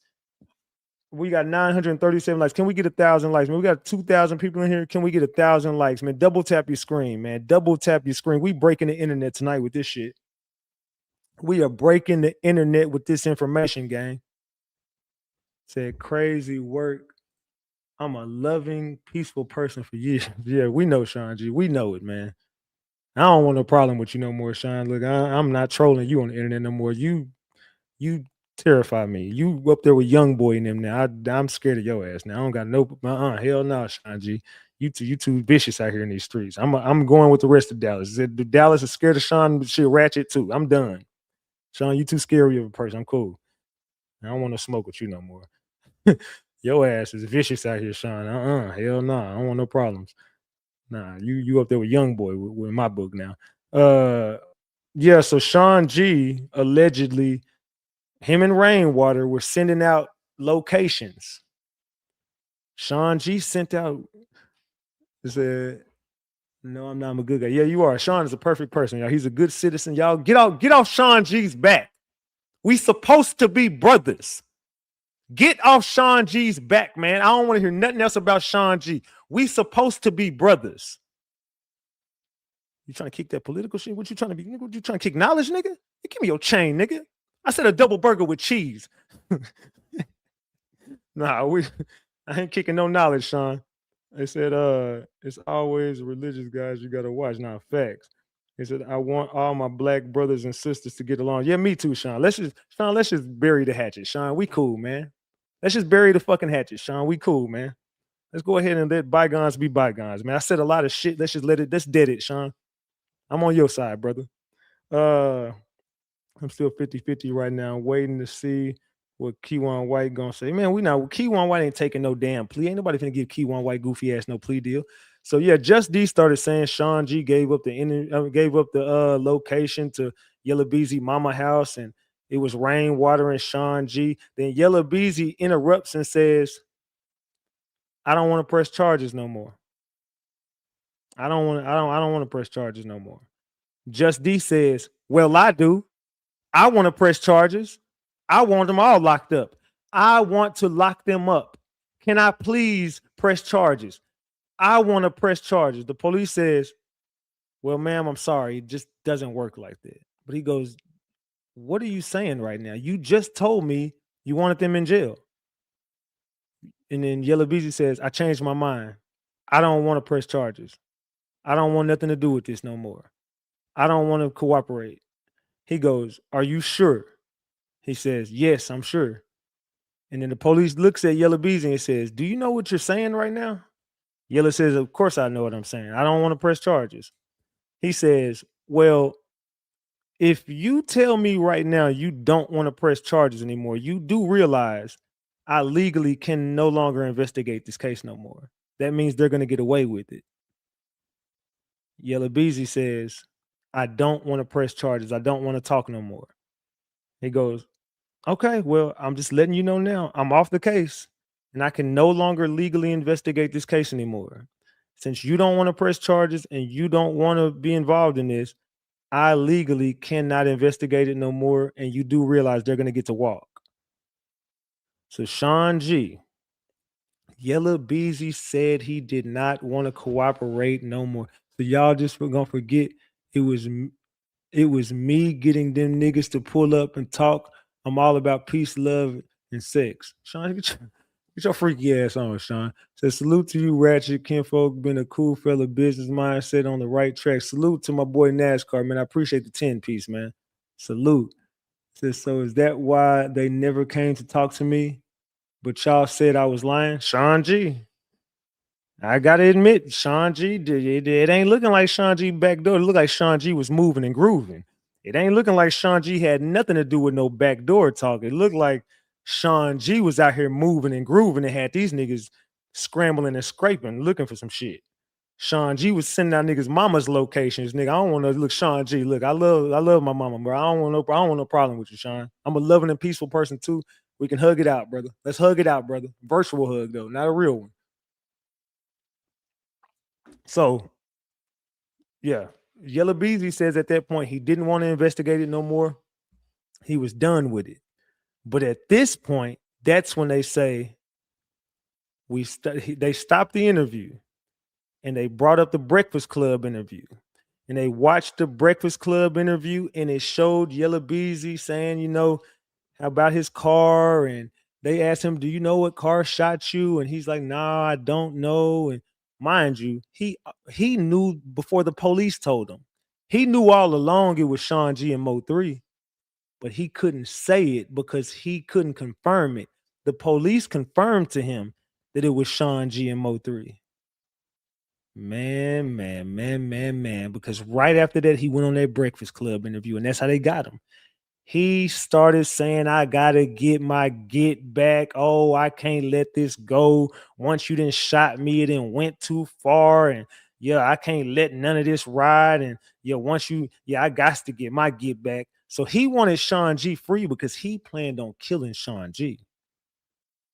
He wanted Mo 3 free because he wanted to kill Mo 3. He wanted Rainwater right where he could find him because he wanted to kill Rainwater. He had a plan to get rid of all 3 of these dudes. Yella Beezy was going to get rid of Sean G. He was going to get rid of Rainwater. And he was going to, they got rid of Mo 3. But Sean G, you was right up on that list. I'm telling you, brother, if shit wouldn't have went the way it went, you was out of there, Sean G. He let you go free because he was going to kill you. That's it. That's all. So F him. I don't fear him. Hold on. What? F him. I don't fear him. He ain't the only one who know how to move. Fuck boy. Who the hell are you calling the fuck boy? First of all, who the hell is you talking to, lady? The hell you got going on? Speak for yourself. What the hell is you got to do with anything? Who the hell are you? They said, I can't take Yella seriously. whatchamacallit is a whole diva and said we almost called him. So at that point, they started to figure out, Sean G, you was next on the chopping block. Oh, so you calling Sean G a fuck boy. Well, you why you gonna beef with Sean G? You a whole female. I don't think Sean G want no smoke with you, girl. Who are you even involved in anything? They said this number 7. This is number 7. What? I'm confused on some of y'all in these comments. I think some of y'all might be drunk. So yeah, Sean G, you was next. Sean G was about to get that. What they was finna get rid of Sean G. Why is a bitch talking about fearing me? Bitch, shut up. I hate a bitch who talk tough to a nigga. Yeah, I ain't gonna lie. Girls who jump in dudes beef, and your homegirl white tongue is the same way. You need to check your homegirl white tongue on this. She needs to sit her ass down. Stop trying to beef with niggas too. Sit your goofy ass down, white tongue. I do not like that lady, Sean G. I can't stand that white tongue bitch. But anyway, let's continue. Let's see. It says, Ratchet, did you see? I don't give a damn no trap 20 whatever. And this was after the fight. That boy Yella cooked all the way. Motive. Yeah, his motive is clear as day now.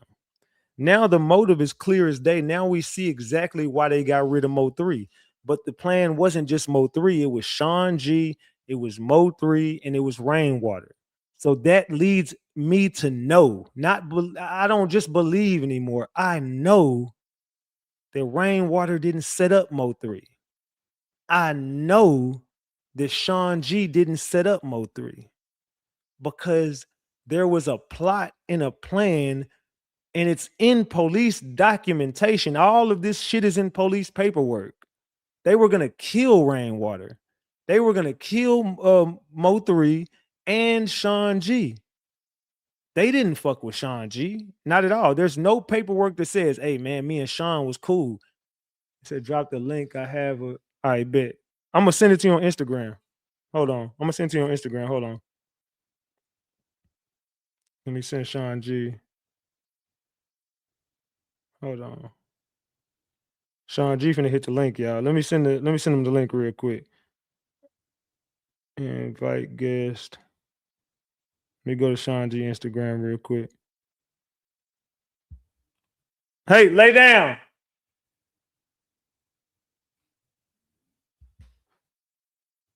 Lay down.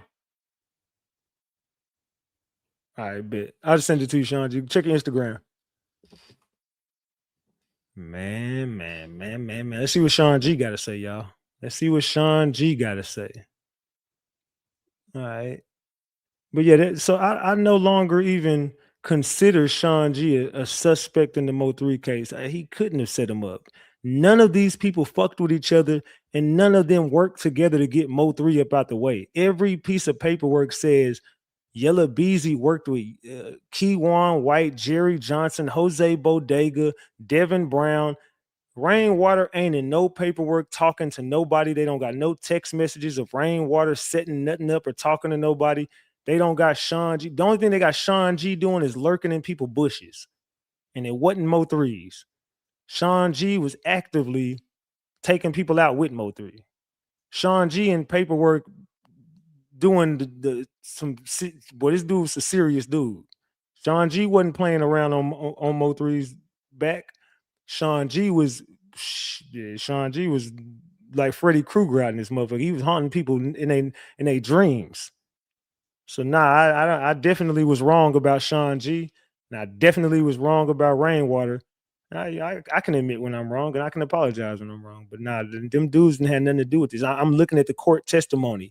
Sean G didn't have nothing to do with setting Mo 3 up. Nothing.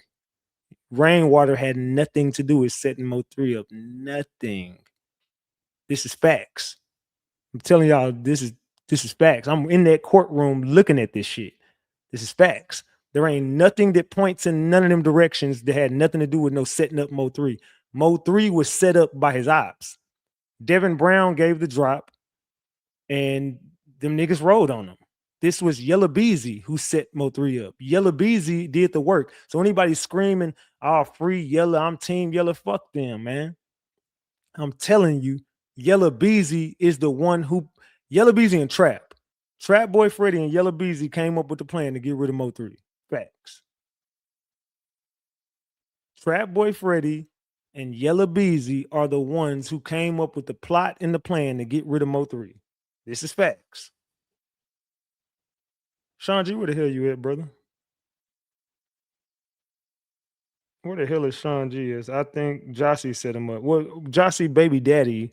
So if Jossie set him up, then I mean we all know Jossie and the baby daddy, you know, they the same person basically in this shit. So I don't take nothing. I don't take nothing from Jossie. Jossie probably did set him up. I don't trust Jossie at all. I don't trust Jossie at all when it comes to this shit. Let's see. I'm trying to see if Rainwater finna hit this motherfucking link. I mean, Sean G finna hit this motherfucking link. Bodega sent another message out 9 hours ago. It says Sagittarius are smarter than they act. So Jose Bodega is just trolling at this point. He's riding around in some city. It don't look like Dallas. I don't know where the fuck he's at. It look like he in damn near Mexico or somewhere. I don't know where the hell this dude at. But Jose Bodega sent a message out that he's riding around. It says Sagittarius are smarter than they think. Listen, this is what it says. Smarter than they act? Oh, absolutely. One of the sharpest signs in the game. But here's the catch. They choose when to show it. SAG plays dumb on purpose. Not because they don't know, but because they don't feel like dealing with the drama. They'll sit there chilling, smiling, like they missed the shade or didn't clock the tension. But baby, they caught everything. Your tone shift, your weird energy, that side eye. SAG notices all of it. They just ain't pressed to react yet. See, Sagittarius don't waste time proving they're smart. They already know. They'll let you talk, let you lie, let you act wild, just to see how far you'll go. When they say IDK, best believe they do know. They're just playing chess while you out here checkering. People sleep on them, think they're all jokes and vibes. But behind the jokes, that mind is calculating, watching, planning moves in silence. And when SAG does snap into action, it's precise. That was what he posted. That's what Jose Bodega posted. And somebody said, I hate a Sag. I'm a Sagittarius, December 8th. So you hate Ratchet TV because I'm a Sagittarius. But Jose Bodega, he put that up. What the hell is going on with Jose Bodega? He dropped that for, it sounds like he dropped that for Yella Beezy. So he peeped Yella Beezy a long time ago and, you know, he couldn't play him. Man. What the fuck is going on with Yella Beezy and Jose Bodega? Sheesh. The Trap sticked Yella though. Trap tricked Yella though. Yeah, Trap definitely tricked Yella. Where the fuck is Sean G at? Oh, there you go. I was gonna say, where the hell is Sean G? What's good, Sean? Bro, a long time to do that shit when you do it that way. What? You said what? What you said? Sean. What happened? Can you hear me? Yeah, I hear you now. Nah, I said it be taking me a long time to get in when you send it that way. Well, shit, I don't know. How am I supposed to give it to you? Shit, I don't know. Shit, however we gotta get it done. We'll get it done. I don't know. I'm just letting you know. All right, what's good? Just cool, you know. This is great content tonight. Great content. Yeah, man, you boy Ratchet been cooking. It's very informative. Yeah, you know, we on a need to know basis. Yeah, and what y'all need to know is that I'm innocent. Yeah, we know. We know now. Yeah, y'all done accused me for 15 years. Well, Sean, you know, there's a time and a place for I just be everything. trying to understand. Yeah, I just be trying to understand why people listen to some shit I say, but won't listen to everything. Like I don't have nothing to lie about. Well, you were very suspicious. You gotta understand that we had reason to doubt you. Now I get it because I mean, I just get it. I can't really say it because I get it now. I know what the fuck was going on. But I couldn't understand for the life of me why the fuck he was acting so fucking weird. But now I know. Because y'all gotta understand, I told y'all before, the reason I did my 3 years in house incarceration is because It's because you what? feel what I'm saying? You cut out. They were trying to pin murders on me. Yeah, I know. So I don't come on here and just be talking to be talking, and I don't be doing all that shit. I be trying to, talk about some other shit. But when people start lying on me and shit, I've learned to just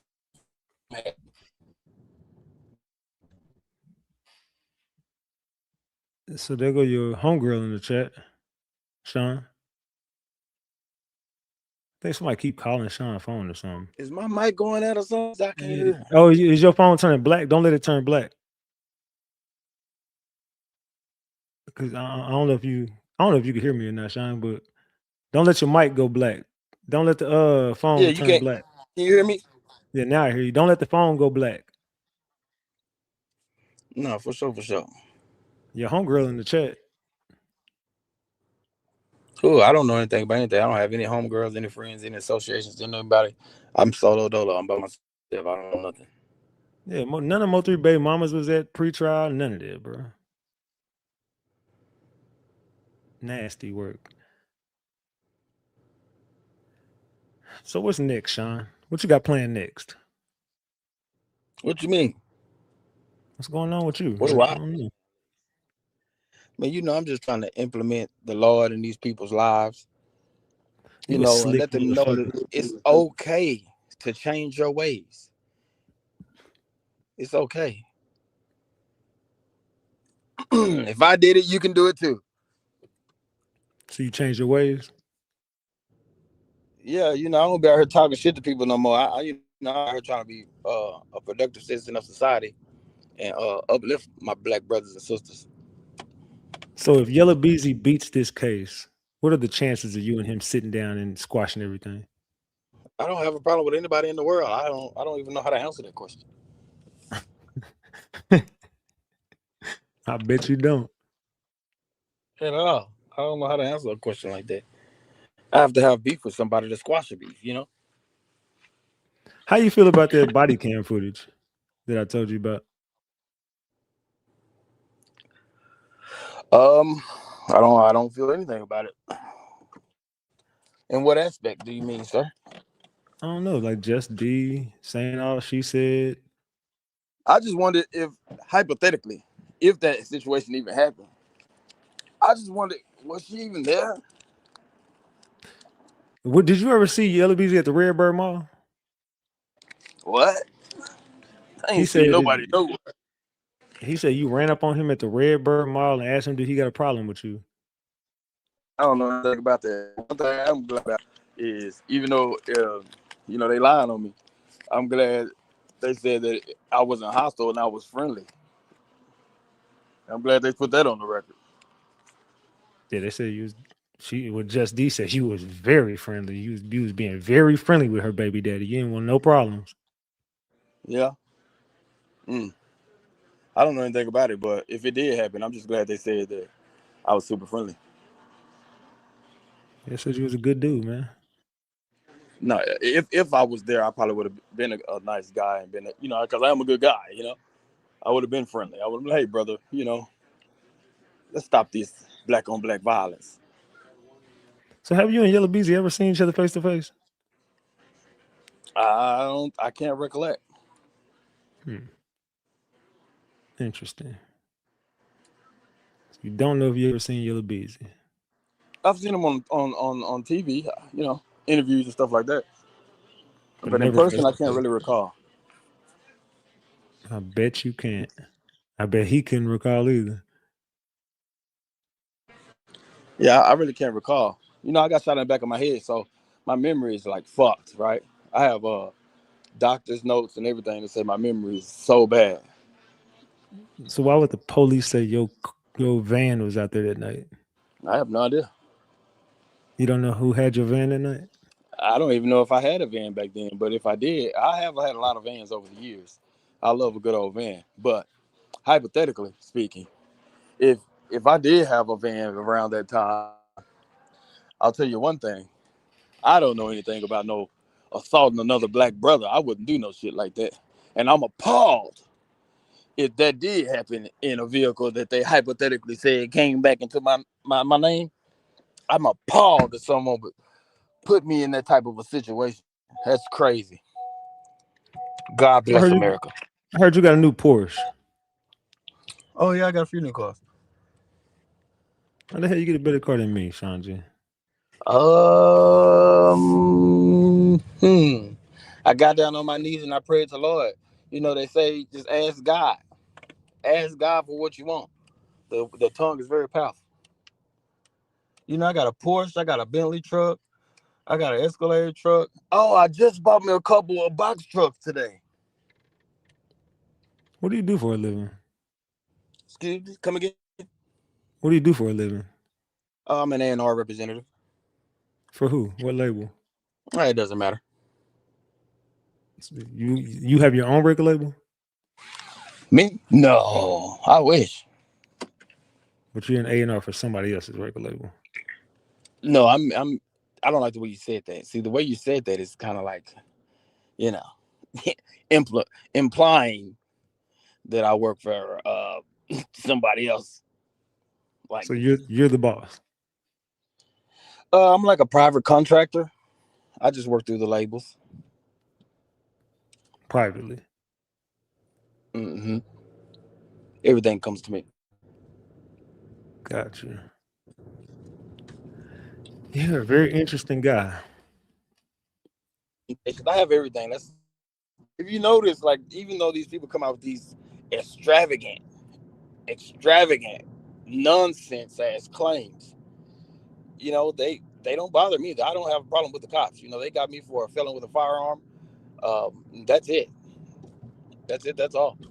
Probation violation. But you know, I stay out of the way, man. I don't want any of this drama. I don't like us brothers or our sisters getting into it. Like that one bitch that's in the chat that keep talking to me like she know me or something.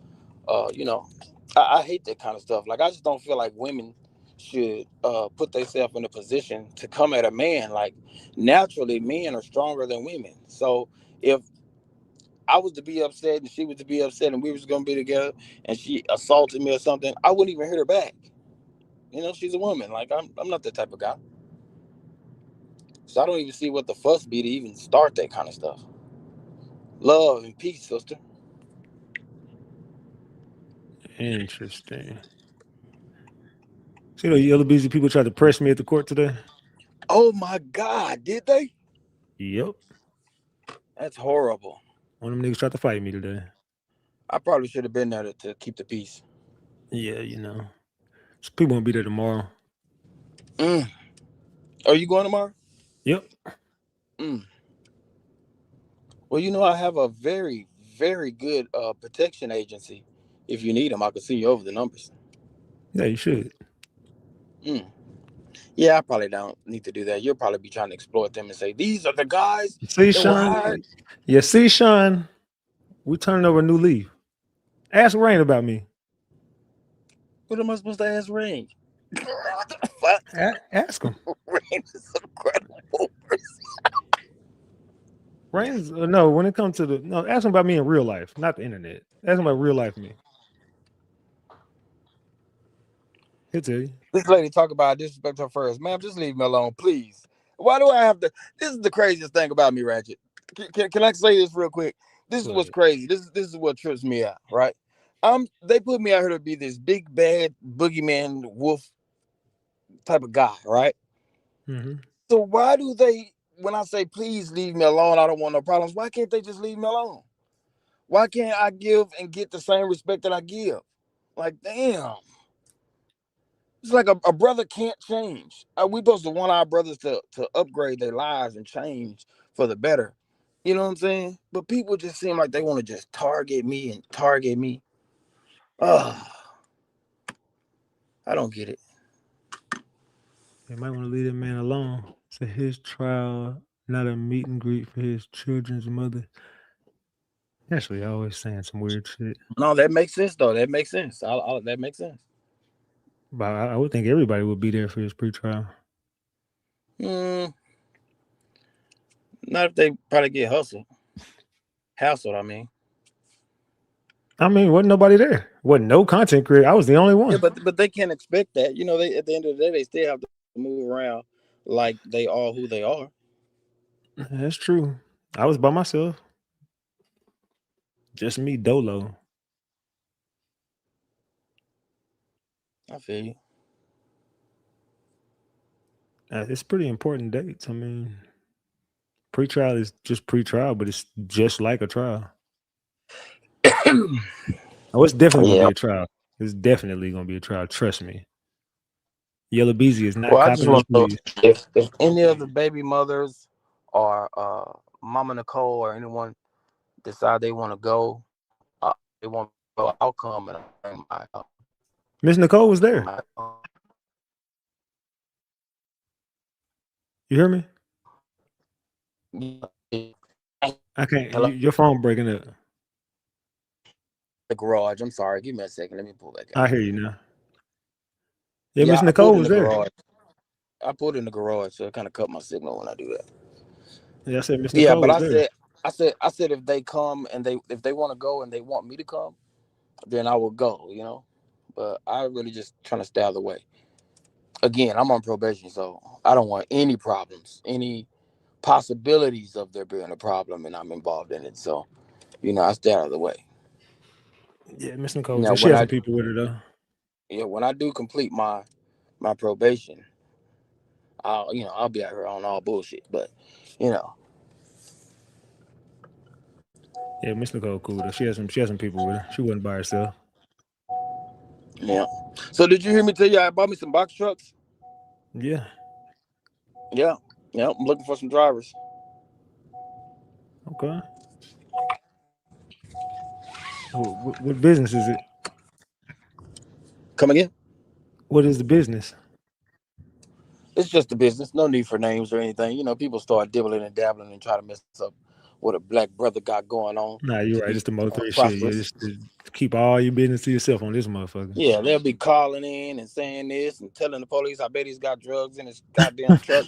They be doing all kind of shit. I don't want no problems, people. Please just leave me alone. I don't want no problems.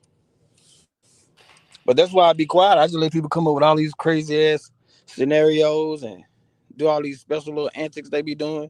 I'm patient enough to wait because I know I'm innocent and I have nothing to do with nothing. And I just sit back and wait. And then when it happens, I just want, somebody say, hey, my bad, I was wrong. It's okay with being wrong. I don't blame anybody that blame me for nothing. You know what I'm saying? I get it. If you are really a Mo3 fan or, you got love for 3 or you really want justice for 3, I feel like y'all should feel like I feel. Everybody's guilty until proven innocent. So it's okay. I get it. I respect it. Yeah. That's how it was with me. But yeah, Sean, I will be up there tomorrow, brother. Don't tell me that because I don't want nobody to say, oh, he's going to be there looking for you. I don't want no problems with nobody. No, I'm not worried about you. I'm not worried about none of them goofy ass niggas either. Who the fuck gonna come up to fucking Frank Crowley and try to fight? Get your goofy ass on. That's crazy. It's Police City. Yeah. All right, Mr. Sean. What is the gym you had for me? Oh, yeah, we forgot all about that, right? Yeah. So now, I did hear that somebody had placed some money on my head and some money on my buddy's head, but I only got a little wind of it because the person they tried to hire, whoever the person is that was doing the hiring, I don't know if they didn't know I was from the city or whatever, but yeah, they tried to hire somebody who was, I guess, more loyal to me, and they just came and told me about the whole situation. Wait, somebody that we know put some money on your head? Oh, yeah. From the Mo3 sector or like in the city? No, the city. This is when it all, Oh, this is old shit. Mm-hmm. Oh, does it start with a T? No. Start with a Y? Does it? No.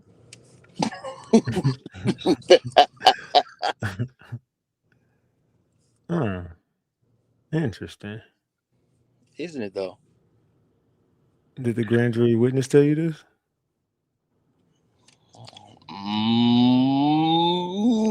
Nope.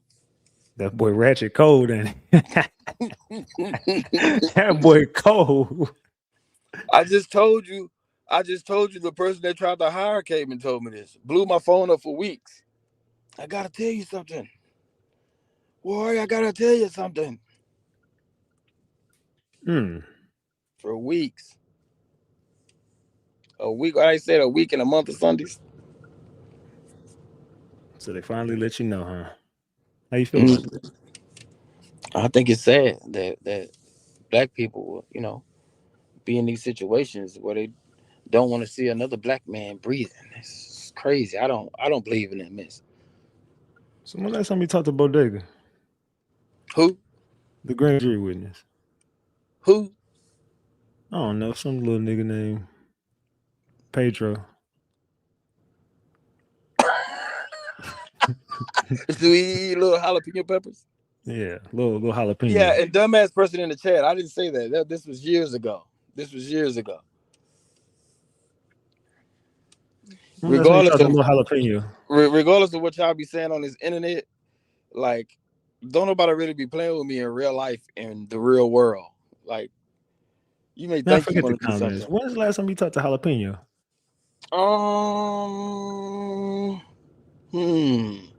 I don't know. I can't recall. Is jalapeno still around? Around where? Alive, city. breathing? Yes. No, the city. I don't know that much. I don't have those kind of conversations with him. Has jalapeno seen baby jalapeno? It's not a baby jalapeno anymore. Oh, that's Sean. That's Shauna. Okay, I got you. Come on, don't do that. I got you. But he ain't seen step jalapeno. I don't want to comment on that. Okay. Well.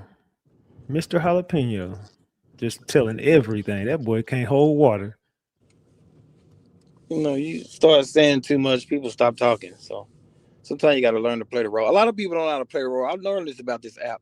A lot of people don't even know how to play the role to even get what they want out of the situation. They be so ready to say some shit and tell some shit. They just blow it all up before you even get what you want. Yeah, not me. I chill. Sometimes it's a lot of shit that I will not get on this internet and say.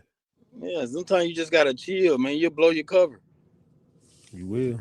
I'm saying there's a lot of shit that I know on this internet that I would never say because I know these motherfuckers here. Hell no. No, me too. I'll be patient. I'll wait 3, 4, 5 years. I know you will. Yeah, I know. You a sneaky motherfucker.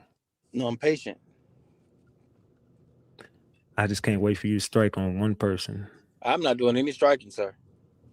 I mean, I'm talking about Grand Theft Auto. Yeah, I don't even play that game anymore. It's too much violence. Oh, a little 2K. I don't know how to play sports. A little Mortal Kombat, a little. Yeah. Little Pac-Man. It's violent too. I like to play. I like Pac-Man though. Yeah, Pac-Man. I like Pac-Man. I just can't wait to see you play a game of Pac-Man one day.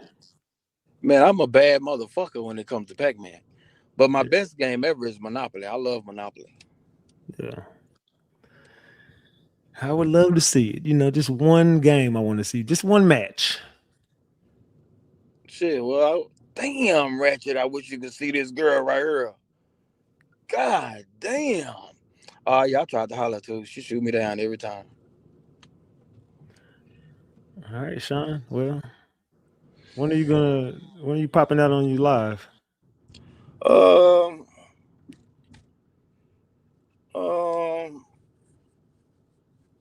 I got a couple events lined up. I just don't know if I want to make them all, man. I've been kind of tired, and I got so much going on, businesses and shit, with my broke, fat, sloppy, stinky ass. You know, I got so much going on right now. It's kind of hard, but I do got something going on the 25th. I got something going on the 22nd. It's just when it makes sense, I'll hit the live button. Oh, I'm also waiting on my sign too. I'm waiting on my sign to come in. Alrighty. Well, I'm about to get the hell up off here, man. I gotta get up. All right, early. man. Well, look, before you get out here, make sure you drop that link in the chat. And for all those that's over here supporting the Ratchet Gang, y'all make sure y'all hit that like, share, and subscribe button. All right, man. How can they reach you, Sean? All of my Instagrams, and yeah, subscribe to my channel and comment in the chat if you really What's your want to fucking talk Instagram, Sean? about it. Shit, something. No, man, get the hell up off here, Sean. I tried to give you a promo and you didn't take it. Bro, I don't know what the name of it is. Shit, for the culture. That ain't your damn Instagram. Oh, you talking about my personal Instagram? Yeah, because some people ask me how they can be a driver for you. A driver. _ Sean G Dumbway DUMBWAY. Yeah, you can find me there too. I don't really accept people on there. I don't really interact when people hit my inbox on that one. But yeah, but I think the best thing for them to do is just like subscribe to my motherfucking channel, and comment in the chat or something if I'm live. All right, salute, Sean. All right, Mr. Ratchet. All right. All right, Sean G, y'all. Yeah, we've been on here for too long, man. I gotta get the hell up off here. I'm hungry as hell. I ain't ate nothing. I haven't ate nothing but some fucking. I ate a Pop-Tart on my way home. I ate some Lunchables this morning. I'm hungry. I got some barbecue in here waiting on me. Man, I done broke the damn internet with this content. I didn't even finish it, but fuck it. We'll go live tomorrow, man. I'll be live at the courthouse tomorrow. It's going down bright and early in the morning. I'll be live. Turn your notification bells on all notifications, y'all. Turn your notification bell on all notifications. Your boy Ratchet is going to get him something to eat. I got to get my dogs up for a second, and I'm about to go my ass to sleep. I love y'all more than y'all will ever know. This your boy Big Ratchet. That's Ratchet Gang, and this is Ratchet TV. We report, you decide. Get in the comment section, y'all. I'm gone.